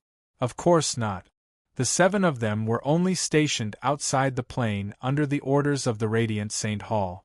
They had never entered the plane, so naturally they did not have any enmity with Gray. But very unfortunately, the opposing forces made the 6 of them stand against Gray. The 6 of them were from the Radiant Saint Hall, and the Radiant Saint Hall was Gray's enemy, so the 6 of them had to die. Of course, by the same logic, if he was not as strong as the 6 of them, he would be the one lying on the ground right now, so he did not feel guilty at all. No longer thinking about this, Gray looked towards the direction of the battle between the Azure Rune Puppet and the man with the fire ability. Although the battle between him and the 7 of them had an effect on the battle, it was not the greatest. The battle between the Azure Rune Puppet and the man with the fire ability had the greatest impact on the battle. That was the key to whether or not they could destroy the people of the Radiant Saint Hall and break through the Radiant Saint Hall's blockade. You deserve to die. Just as Gray looked in the direction of the battle between the Azure Rune Puppet and the man with the fire ability, Maruna also looked in Gray's direction. His face was ashen, having already discovered that the 7 people surrounding Gray had been killed. He glared angrily at Gray and smashed his gauntlets on the ground. The ground in front of him was immediately melted by the terrifying heat, turning into a lake of magma. Afterwards, the blazing magma actually wriggled and gathered in the magma lake, turning into a red python of magma, which collided with the Azure Rune Puppet. Pung! The Azure Rune Puppet was unable to block this attack. Under the impact of the scarlet python of magma, its body of over 100 tons was pushed back, leaving a mark on the ground. Chapter 623. Mixed Ability, Magma Ability. Seeing this crimson magma python, Gray's pupils shrank. The giant python wasn't just a simple condensation of fire energy. It also had the ability of earth. This was a magma ability that was a mixture of earth and fire. In other words, the man who was previously thought to have fire energy actually had both earth and fire energy. He was a person who cultivated a hybrid blood technique, and the other party had relied on this mixed blood method to suppress the green rune puppet, causing it to be at a disadvantage in the battle. You actually have the ability of time. It seems that you are the guy that Her Highness the Saintess met. If I kill you, my merits will definitely outweigh my fault. I might even be promoted to a deacon. Staring at Gray with a gloomy gaze, Maruna's voice was cold and somewhat excited. As someone who had been tested to have the ability to adapt to mixed ability, he had been implanted with the magma mixed ability by the temple, becoming one of the few elite blood warriors in the temple with mixed ability. As an elite blood warrior, his battle strength was far beyond his realm, and he could fight above his realm. Having reached the 5th level of magic light, he could rely on his magma ability to fight on par with a destruction warrior. It was for this reason that he had a dispute with the deacon who had been stationed here with the strength of a destruction warrior. Their battle strength was equal, so why was the other party suppressing him and ordering him around? The annihilation of his subordinates made him angry, but the opportunity to be promoted to a deacon made him excited. With the ability of time, the other party must be a core disciple of the temple of time and space. Perhaps he was this generation's holy son of the temple of time and space. As long as he killed the other party, he would definitely gain great merits and be rewarded to become a deacon. His status would be on the same level as the guy who had ordered him around before. Clang, clang. The green rune puppet that had been knocked back took heavy steps and pounced on him again. Let's get rid of this rune puppet first. He looked at the green rune puppet again. With the green rune puppet entangling him, he could not free himself. He needed to get rid of the rune puppet first before he could deal with the other party. Whoosh! The crimson lava python twisted its enormous body, turning the ground into lava along the way. Under its control, it chased after the green formation puppet, using its body that was even larger than the green formation puppet's to slam into the green formation puppet. Bang, bang, bang! The green formation puppet was forced back again and again, its battle strength completely suppressed. Although its metallic body was tough, under the terrifying heat of the magma, it slowly began showing signs of melting. I'm in trouble. Gray sensed an ill omen. The person before him, who should be the captain of the Radiant Saint Hall's battle prowess, was ridiculously powerful. Even the Azure Talisman puppet was at a disadvantage. If this continued, the Azure Talisman puppet would definitely be defeated, and he would be in danger then. Although he could use the random teleportation orb to escape before the rune puppet was defeated, it was still not safe. He had no idea how far the random teleportation orb could transport him or whether he could escape the Radiant Saint Hall's territory. If he still ended up in the Radiant Saint Hall's territory, it would be extremely dangerous.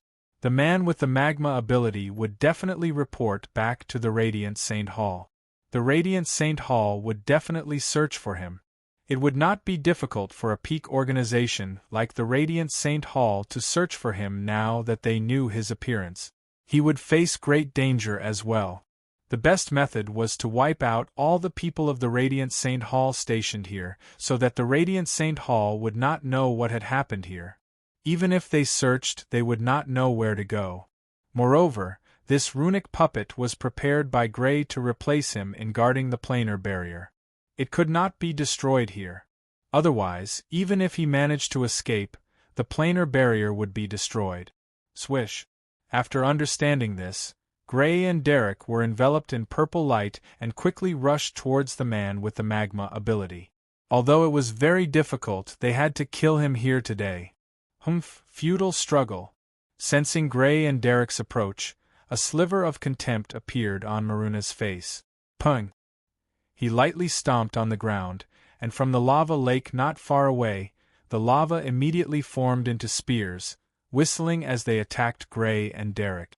Although these spears only possessed a portion of his battle prowess because he had to maintain the magma python, he felt that it was enough to deal with his opponent. Poo, piu, piu. Every spear formed from magma possessed power that far exceeded that of ordinary magic light. They whistled down with destructive power and stabbed into the ground, immediately leaving behind deep holes with clearly melted edges. Swish, swish, swish. Caught by Derek, Gray dodged continuously, brushing past the magma spears several times. Although the heat did not injure him, it made him sweat profusely. Sweat constantly flowed out from all the pores on his body. If not for Derek's speed, who knew how many times he would have died by now?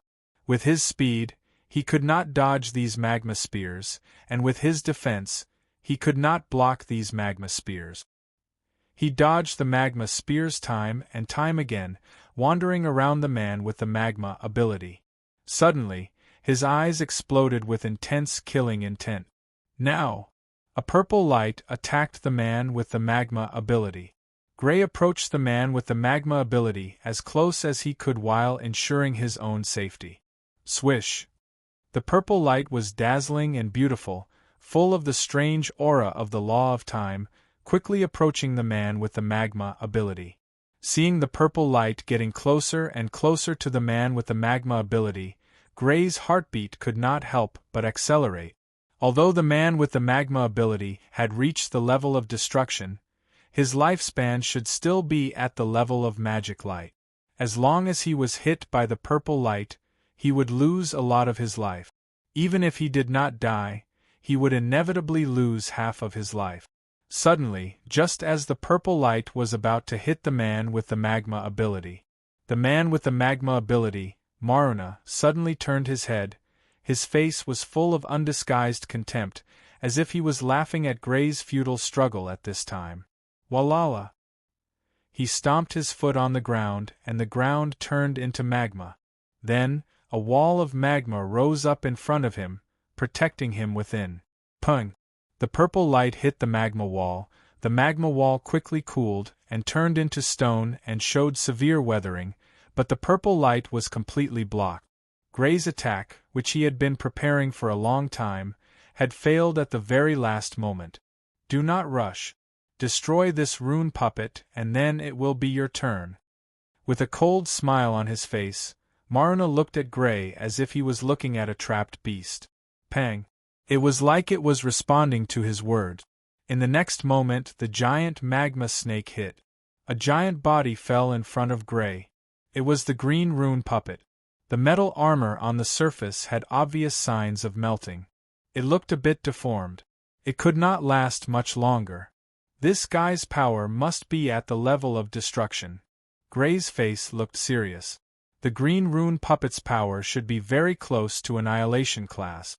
Even if it was at the 5th level of magic light, it should have been able to beat it, but the man used a mixed power of 2 elements to make him at the level of annihilation class. His power suppressed the green rune puppet. Dong! The green rune puppet got up. It was going to attack the magma power man again. Gray hesitated.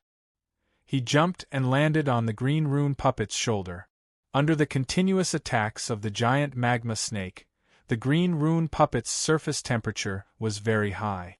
Standing on its body was like standing on a soldering iron. Gray felt as if his whole body was being roasted. Bzzzt. Enduring the heat, Gray used his time acceleration power. This time, the purple light did not just cover him. It also covered the green rune puppet under his feet. The blurry purple light expanded an extremely large area before completely enveloping the green formation puppet.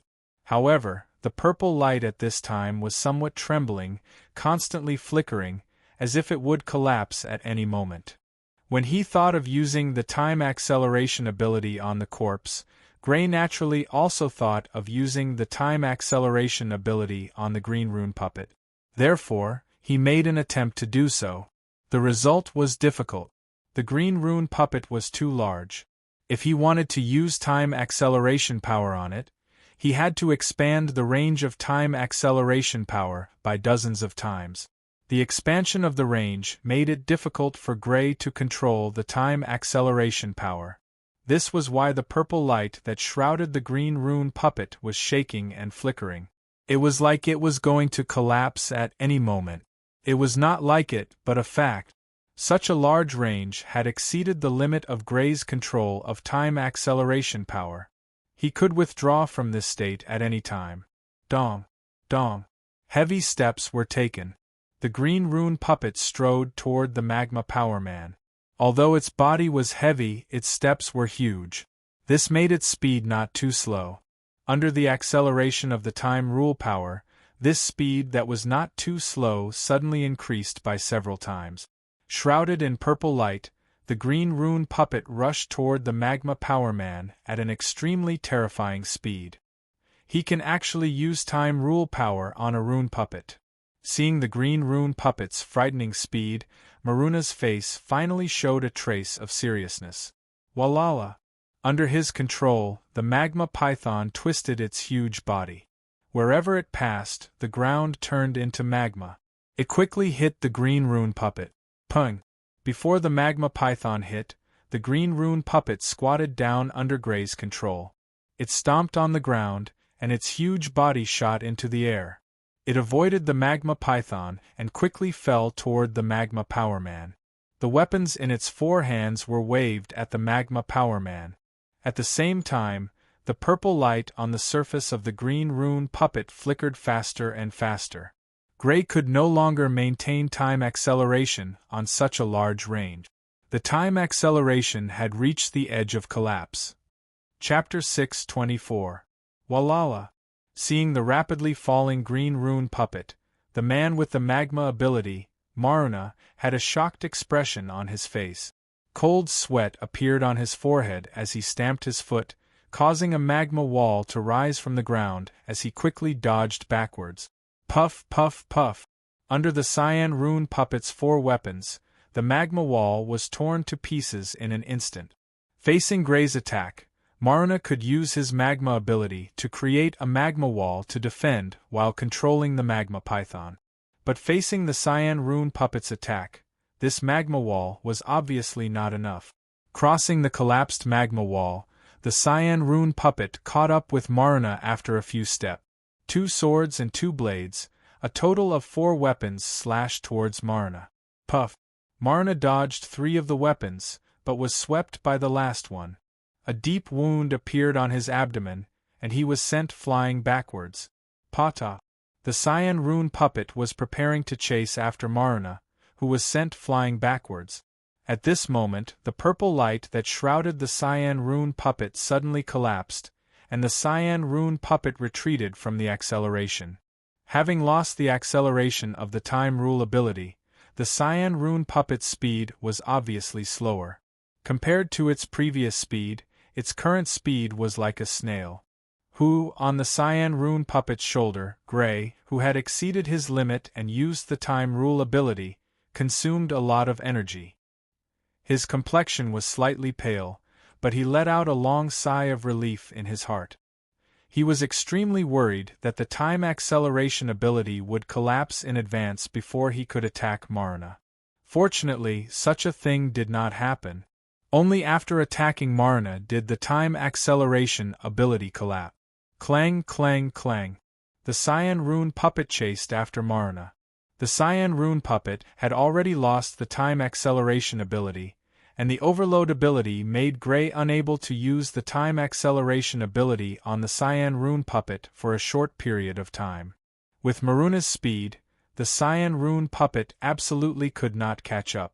Fortunately, Maruna was already seriously injured. Cough, cough. In a huge pothole, Maruna coughed violently, coughing up blood from time to time. There was a deep wound on his abdomen that almost split him in half. Blood flowed out from the huge wound, leaving a large puddle on his body. Not only that, but his internal organs were also severely injured by the saber. He covered the wound on his abdomen with one hand and stood up with difficulty. The large amount of blood loss made his head slightly dizzy. He took out a bottle of advanced recovery potion from his space item, broke the bottle with one hand and poured it into his mouth. With such a serious wound, if he did not receive timely treatment, he would most likely die here today. Whoosh! Suddenly, a snow-white blade slashed towards him. The speed was not too fast. Normally, he would have been able to dodge it easily. However, due to his heavy injuries and the massive loss of blood, his body had become sluggish, and he was unable to dodge in time. Pung! The snow-white blade slashed his body. The power was not too strong, and with his current body's defense, he could withstand it. However, his body could not help but stagger. He subconsciously clenched his fist, and the advanced recovery potion in his hand shattered with a kacha sound, and the potion splashed everywhere. Scram! He flew into a rage, and with a punch, Derek, who had slashed out with the snow-white blade, was sent flying. The sensation from his fist made him slightly stunned. His opponent was actually not injured by his punch. As an existence who had reached the 5th level of magic light, even if it was just the strength of his physical body, it was already extremely powerful. If it was in existence at the first level of magic light, his punch would definitely have been seriously injured, but his opponent was not injured at all. He did not have time to think about why, nor did he have time to take out another advanced recovery potion. Covering his wound, he hurriedly used his magma ability, and used the magma to form a defensive wall in front of him. However, before the magma wall could be formed, a sense of danger attacked his heart. Knowing that it was too late, he gave up on using the magma to form a defensive wall, and hurriedly jumped to the side. Puff! At the place where he had been, a green longsword slashed past, and a long crack appeared on the ground, extending far away. The rune puppet had arrived and attacked him. Swish, swish, swish.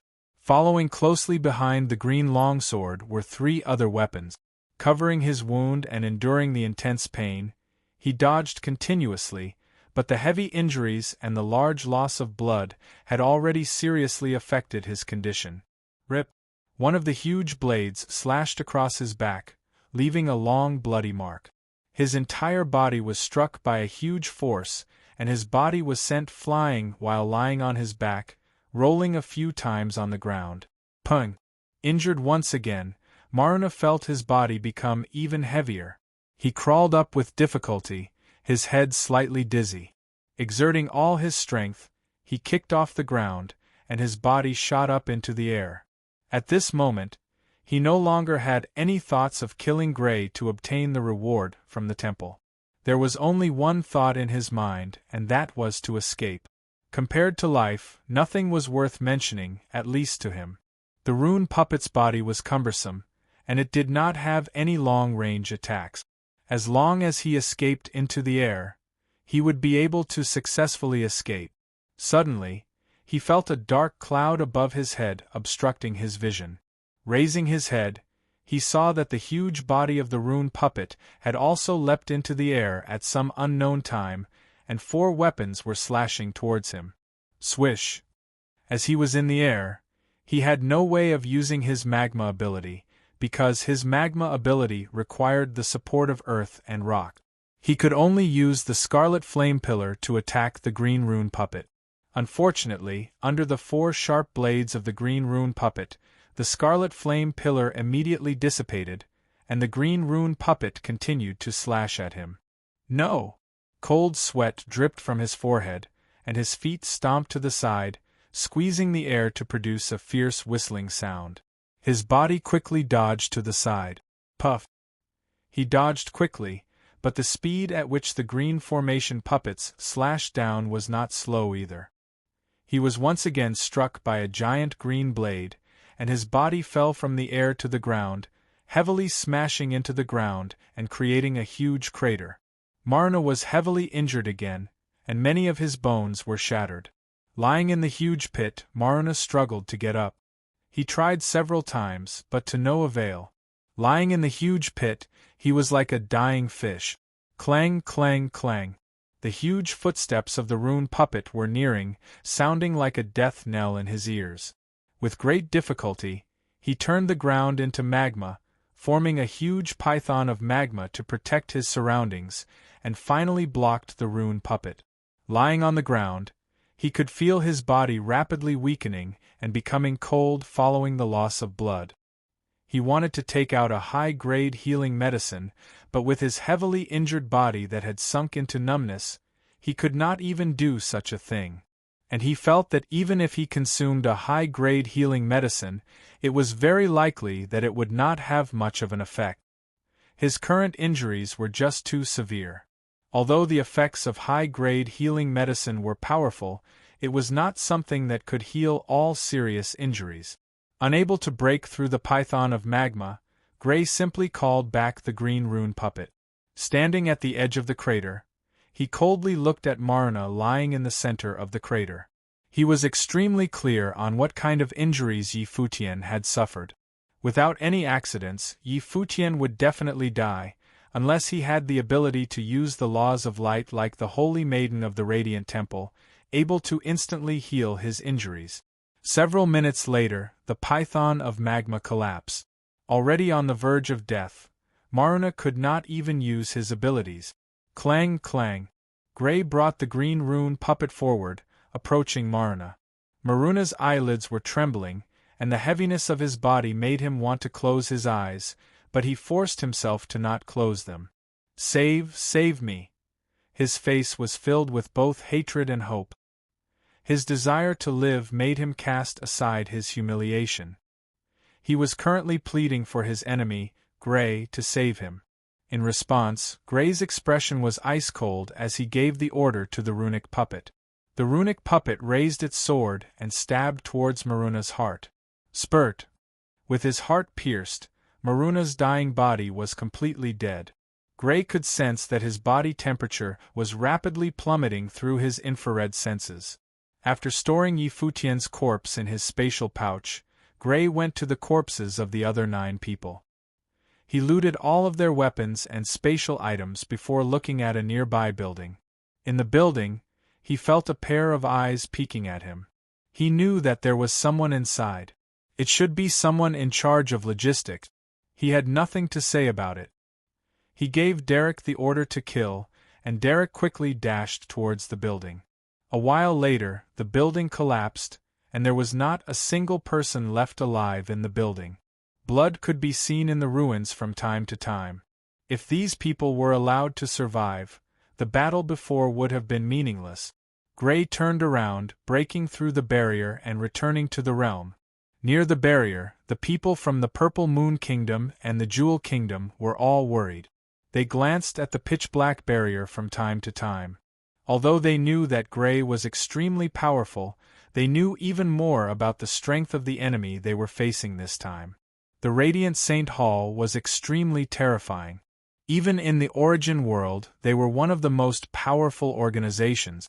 Fighting against an organization like that, even if it was just fighting against the people stationed here, would be extremely dangerous in their eyes. It could even be said that their chances of victory were not great. However, they were unwilling to say that out loud. There was a saying that good things did not come true, but bad things did. They were afraid that if they said that out loud, their chances of victory would be wiped out. The planar barrier shook, and everyone's eyes turned to the planar barrier. As the plane barrier trembled, a hole appeared. Then, 2 figures stepped out from the hole. The person in the lead was dressed in black battle attire. An old man followed behind him. They were Gray and Derek. Gray! Sir Gray! Everyone could not help but rejoice. Sophia, Francis, and the others who were close to Gray quickly went up. Their faces were filled with joy. Regardless of the outcome, at least Gray was fine. Chapter 6:25. Gray, how's it going? How's the situation outside? After a careful inspection, Sophia discovered that although Gray was in a sorry state, he wasn't injured. She heaved a sigh of relief and asked, "I've already killed all the people from the Radiant Saint Hall stationed outside." Gray spat out a mouthful of turbid air and said, "You've already killed all the people from the Radiant Saint Hall stationed outside?" Hearing Gray's words, many people sucked in a cold breath. Although Gray made it sound easy, everyone could not help but sense the danger involved. How could the people sent by the Radiant Saint Hall be weak? It was only natural for them to possess existences on the level of Mo Guang. Moreover, they probably possessed existences that surpassed ordinary Mo Guang in battle prowess. For Gray to be able to annihilate all of these people, although he must have borrowed the strength of the blue rune puppet, he must have also experienced a thrilling battle. After all, there must have been more than one demon shine stationed outside. Gray, do you plan on entering the Origin world next? Only a while later did everyone return to their senses. Francis looked at Gray and asked, "Yes, I plan on entering the Origin world.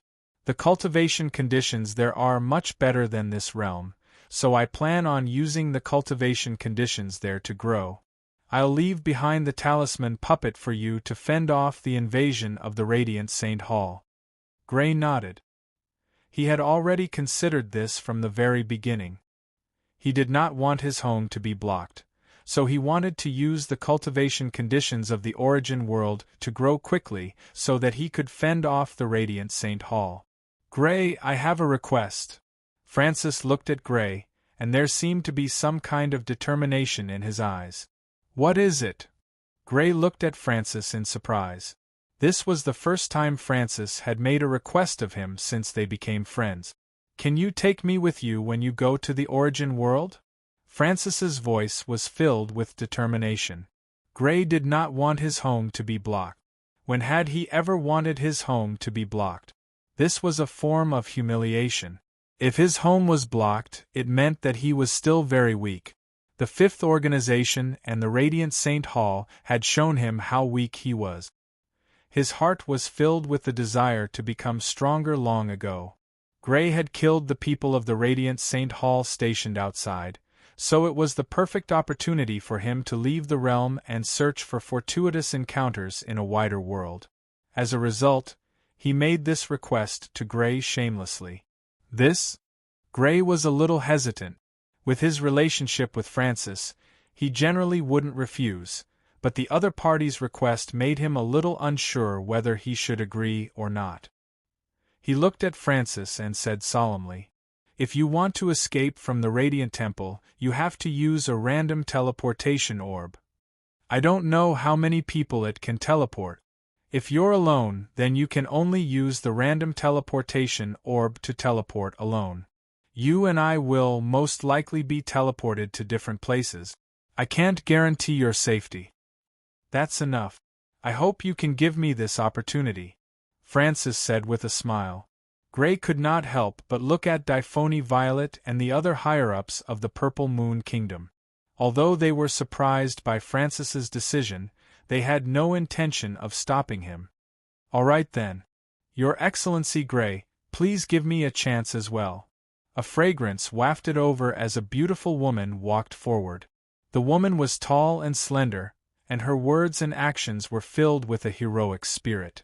Not only did she not seem out of place, but she had a different kind of beauty. She was the Gemstone Queen, Glenwy Austin. As the queen and the future successor of the Jewel Kingdom, she possessed a spirit that was not weaker than any man. Francis lamented his weakness and was eager to become stronger. She was the same. She also deeply understood that entering the origin world was an opportunity to become stronger, so she asked Gray. "Me too." Sophia took a step forward. Her beautiful body was almost pressed against Gray. Her black pearl-like eyes looked at Gray. There was no playfulness on her face, only seriousness. "You have to think carefully. The origin world is definitely not a good place. You might even encounter danger during the teleportation process." Gray frowned. He glanced at the Gemstone Queen, Glenwy Austin, and finally fixed his gaze on Sophia.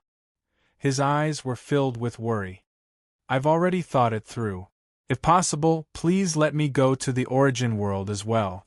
Gemstone Queen Glenwy Austin's voice was resolute and decisive. "Me too." Sophia met Gray's gaze. She did not avoid his gaze. Instead, she was serious like never before. After handing the runic puppet over to Difoni Violet, Gray broke through the planar barrier and entered the origin world again. Sophia, Francis, and Glenwy Austin were with him. He was very reluctant to let Sophia go to the origin world because it was extremely dangerous. However, this was Sophia's decision. Sophia was not a bird in a cage. She had her own thoughts and thoughts. She was an independent individual. He could not restrict her with his thoughts. After she had made her decision, the only thing he could do was support her. For this reason, he gave her the black battle armor and a golden spear that he had obtained from the Radiant St. Hall to increase her battle prowess and ability to protect herself. Although the black battle armor had been damaged in the battle with the Saintess, it could be repaired with magic crystals. It had now been completely repaired. Although the black battle armor could no longer keep up with him, it was definitely an excellent piece of defensive equipment for Sophia. Of course, he also gave Francis and Glenwy Austin life-saving means. They were respectively given a gold-ranked spear and a gold-ranked battle axe. This is the Flamestone Desert of the Origin world? After passing through the planar barrier, Gray's group of 4 stood on land scorched by the sun. Sophia and the others had already heard about the situation here from Gray, so they knew where they were right now. Very soon, Sophia and the others saw the traces of the battle in the surroundings. The traces of destruction were vicious and terrifying. There were bottomless cracks, craters that seemed to have been created by huge meteors, lakes formed from magma. The magma lakes had not solidified yet and were still bubbling. They could sense the terrifying temperature and smell the burnt smell from afar. The 3 of them could not help but shiver inside. They gained a better understanding of the battle from before. "Let me go first." Francis took a deep breath to calm his rapidly beating heart. At the most critical moment, although he had already made a firm decision, his heart could not help but beat wildly. He took out the black crystal ball that Gray had given him and swept his gaze across Gray's group. He nodded slightly and pressed the crystal ball with an indomitable aura. Crack. The black crystal ball shattered. The moment the black crystal ball shattered, black fog spread out and turned into a black sphere that enveloped Francis. Gray and the others standing beside Francis were repelled. Swish. The black sphere floated up, and a black vortex appeared beside it. Then, the black sphere entered the black vortex and disappeared with it. A black crystal ball can only teleport one person. Needless to say, Gray's group already understood that a black crystal ball could only teleport one person. Francis had used himself as an experiment to prove this point to Gray's group. "Let's meet again if fate wills it." The Gemstone Queen gracefully bid farewell to Gray and Sophia in the style of a noble. Similarly, she crushed the black crystal ball without any hesitation. A moment later, she disappeared from where she was. "Be careful." Gray and Sophia looked at each other and communicated through their gazes. They did not need to say anything. Afterwards, the 2 of them crushed the black crystal ball at the same time. With 2 flashes of black light, the 2 of them disappeared from where they were. Several days later, in an information relay department of the Radiant Saint Hall. "What's going on? Why haven't the troops stationed in the Flamestone Gobi sent any fixed messages?" The various large organizations of the Origin world all possessed some long-distance communication methods built on rune technology. Through these methods, they could send written messages thousands of kilometers away. The various organizations used this method to confirm whether their scattered forces were all right. "Hurry up and notify the nearest troops. Get them to investigate immediately." Very soon, the news that the troops stationed outside the Flamestone Gobi had been completely wiped out reached the Radiant Saint Hall. This is the Space-Time Temple's counterattack. The upper echelon of the Radiant Saint Hall was furious when they heard the news. They immediately sent an elder to the Flamestone Gobi and began another confrontation with the Space-Time Temple. Chapter 626. Unaware that his actions had once again caused a conflict between the Temple of Light and the Temple of Space and Time, Gray crushed the random transfer orb. By the time he came back to his senses, he had already appeared in the mountains. The vegetation here was extremely dense, stretching as far as the eye could see. It was filled with an aura of desolation, and there were no traces of humans. The trees were extremely tall, reaching over 100 meters in height from time to time. It would take dozens of people to wrap their arms around a tree. Being in this kind of world was like being in a kingdom of giants. "I wonder how the 3 of them are doing?" Gray was very worried about the 3 of them, especially about Sophia's situation. However, he could only suppress this worry, because he had no idea where they had been teleported to. Even if he worried about them, it would be pointless. Roar. With a deafening roar, the trees shook violently, and a 10-meter-long blood beast with crimson fur appeared. This was a tiger-type blood beast, the Crimson Flame Blood Tiger. It was a king-level blood beast with the ability to control fire. This was its territory, and Gray's teleportation had alarmed it. It had rushed over angrily, wanting to see just what kind of idiot dared to behave so atrociously in its territory. When it saw Gray, its huge crimson eyes flashed with an ominous glint. It opened its mouth wide enough to stuff several Grays inside, and a foul stench of rotting food wafted out, accompanied by crimson flames. Whoosh! A crimson flame rolled like a wave towards Gray. Gray's figure was incomparably small in front of this wave, and the crimson flame blood tiger, who had spat out this crimson flame, was already drooling. It was already imagining the scene of its prey being roasted to perfection. By chance, it had discovered that roasting its prey was more delicious than eating it raw, and it had become infatuated with this way of eating. The crimson flames swept over, and the wind that it stirred up caused Gray's black hair to flutter. Gray didn't move half a step, but his eyebrows were furrowed. Whoosh! He used the frigid wind blade that he hadn't used in a long time. A huge frigid wind blade appeared in front of him and slashed forward. Crack, crack! In front of this ice wind blade, the seemingly powerful scarlet flame was like a matchstick in the cold wind, extinguishing in an instant. The ice wind blade continued to slash forward, chopping into the crimson flame blood tiger's huge mouth. Puff! The frigid ice wind blade was like a sharp bone chopping knife. Along with the splashing of blood, the crimson flame blood tiger's head was almost split into two halves. The huge body of the crimson flame blood tiger didn't even have time to struggle before it fell to the ground with a loud bang. Ice spread out and covered its entire body. Gray stepped forward and cut off one of the legs to prepare for today's food. The rest of the body parts were stored in the purple ring to replenish his food reserve. After inspecting the nearby area and confirming that there was no danger, Gray cleared out an empty space in the forest and picked up a bonfire. A huge leg that had been skinned and weighed at least a few 100 kilograms was placed over the bonfire to roast.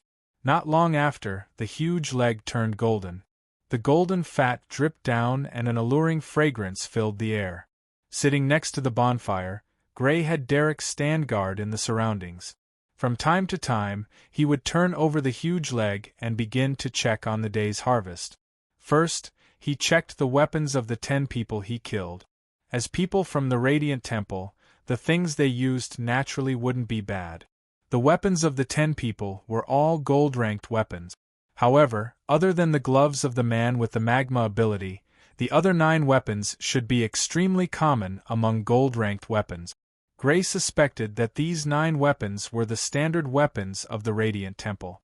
Although they could be mass-produced, their power was very likely to be the lowest among weapons of the same rank. Then, Gray checked the spatial items of these people. Out of the 10 people's spatial items, only 7 of them were in his hands. 3 of them had already been gifted to Sophia and the other 2. Among them, the spatial item of the man with the magma ability was a bracelet with close to 10,000 cubic meters of space. He had gifted it along with the items inside to Sophia. He checked the items in the remaining 7 spatial bags one by one. There were quite a lot of things. There were various types of magic potions, rune items for survival in the wild, and purple-black magic coins. Surprisingly, the size of the magic coins was exactly the same as the size of the magic coins of the 4 kingdoms. The magic coins of the 4 kingdoms were made according to the size of the magic coins of the Empire. Obviously, the Empire during the Empire was related to the Source World. These magic coins, together with the magic coins he had on him, added up to about 10 million. He didn't have much, mainly the 7 people had more. He didn't see any gold or silver coins. He didn't know if gold or silver coins could still be circulated in this world. After checking the items in the 7 spatial bags, the aroma of the meat was so thick that it almost turned into a mist. Gray put everything away and began to eat heartily. He actually ate dozens of kilograms in one go. After finishing his dinner and putting away the rest, Gray took out a spatial bag and threw out a corpse. It was the corpse of the man with the magma ability, Maruna. Compared to the other party, Derek's combat power was undoubtedly much weaker. Therefore, he decided to control the corpse to Maruna. After a series of operations, At the cost of a large area of the forest withering, Maruna's repaired body stood up and took over Derek's work. He also buried Derek's corpse while he was at it. According to the people of the Temple of Light, the conditions for cultivation in the Source World are very unique. The cultivation speed is several times faster than in the other planes. Standing in the open space, Gray began to cultivate the blood technique. Soon, the phantom of a giant lizard over 20 meters long appeared in the open space in the forest. The giant lizard was covered in black scales. When it stood up, it was several stories tall. Its thick and sturdy tail was full of sharp barbs. It was the magic light rank demonic poison dragon. With the appearance of the demonic poison dragon, Gray quickly entered a state of cultivation. He immediately felt the difference between cultivation in the Source World and in the other planes. When he was cultivating the blood technique in the other planes, his body would feel a faint numbness. That was because his body was being washed and strengthened. But in the Source World, this numbness was several times stronger. He could clearly feel that the effects of cultivation had been strengthened. After 2 rounds of cultivation ended and entering the 3rd round of cultivation, Gray stopped cultivating when he felt that his body had reached its limit. Panting heavily, Gray took out a towel to wipe the sweat on his forehead. There was a trace of excitement on his face. The conditions for cultivation in the Source World really are much better than in the other planes. After just 1 round of cultivation, Gray could clearly feel that his body had improved. Although it was very small, he had indeed improved. The conditions for cultivation in the Source World were indeed much better than in the other planes. Even if he didn't use any supplementary cultivation medicine or the black crystal, he felt that his cultivation speed wouldn't be slower than when he had the supplementary cultivation medicine and the black crystal. No wonder the powerhouses in the Source World are so strong. Gray finally understood why the Source World had powerhouses that far surpassed the magic light rank. The unique cultivation conditions allowed the residents of the Source World to grow several times faster than the residents of the other planes.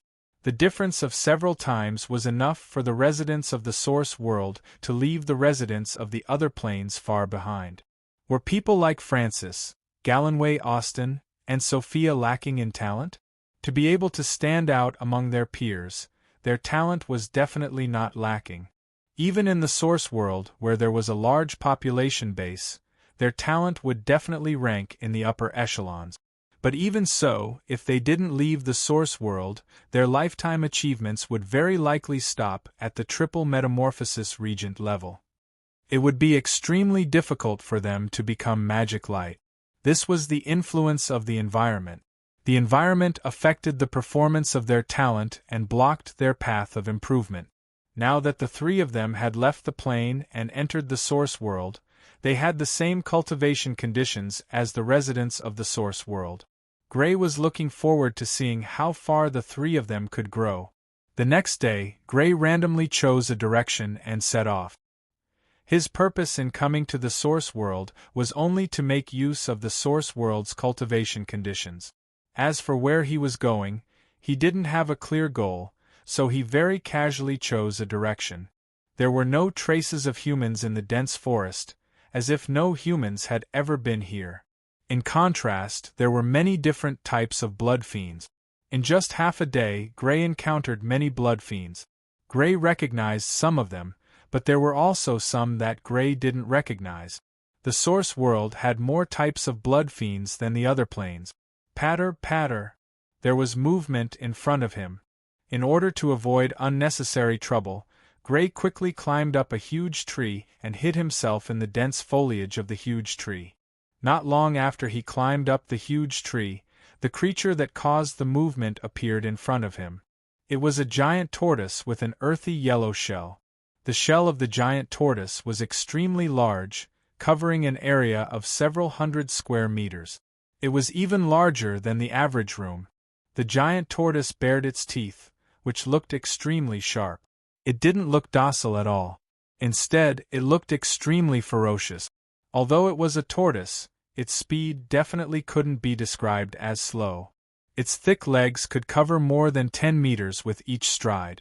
Instead of being slow, it was actually quite fast. What a huge body!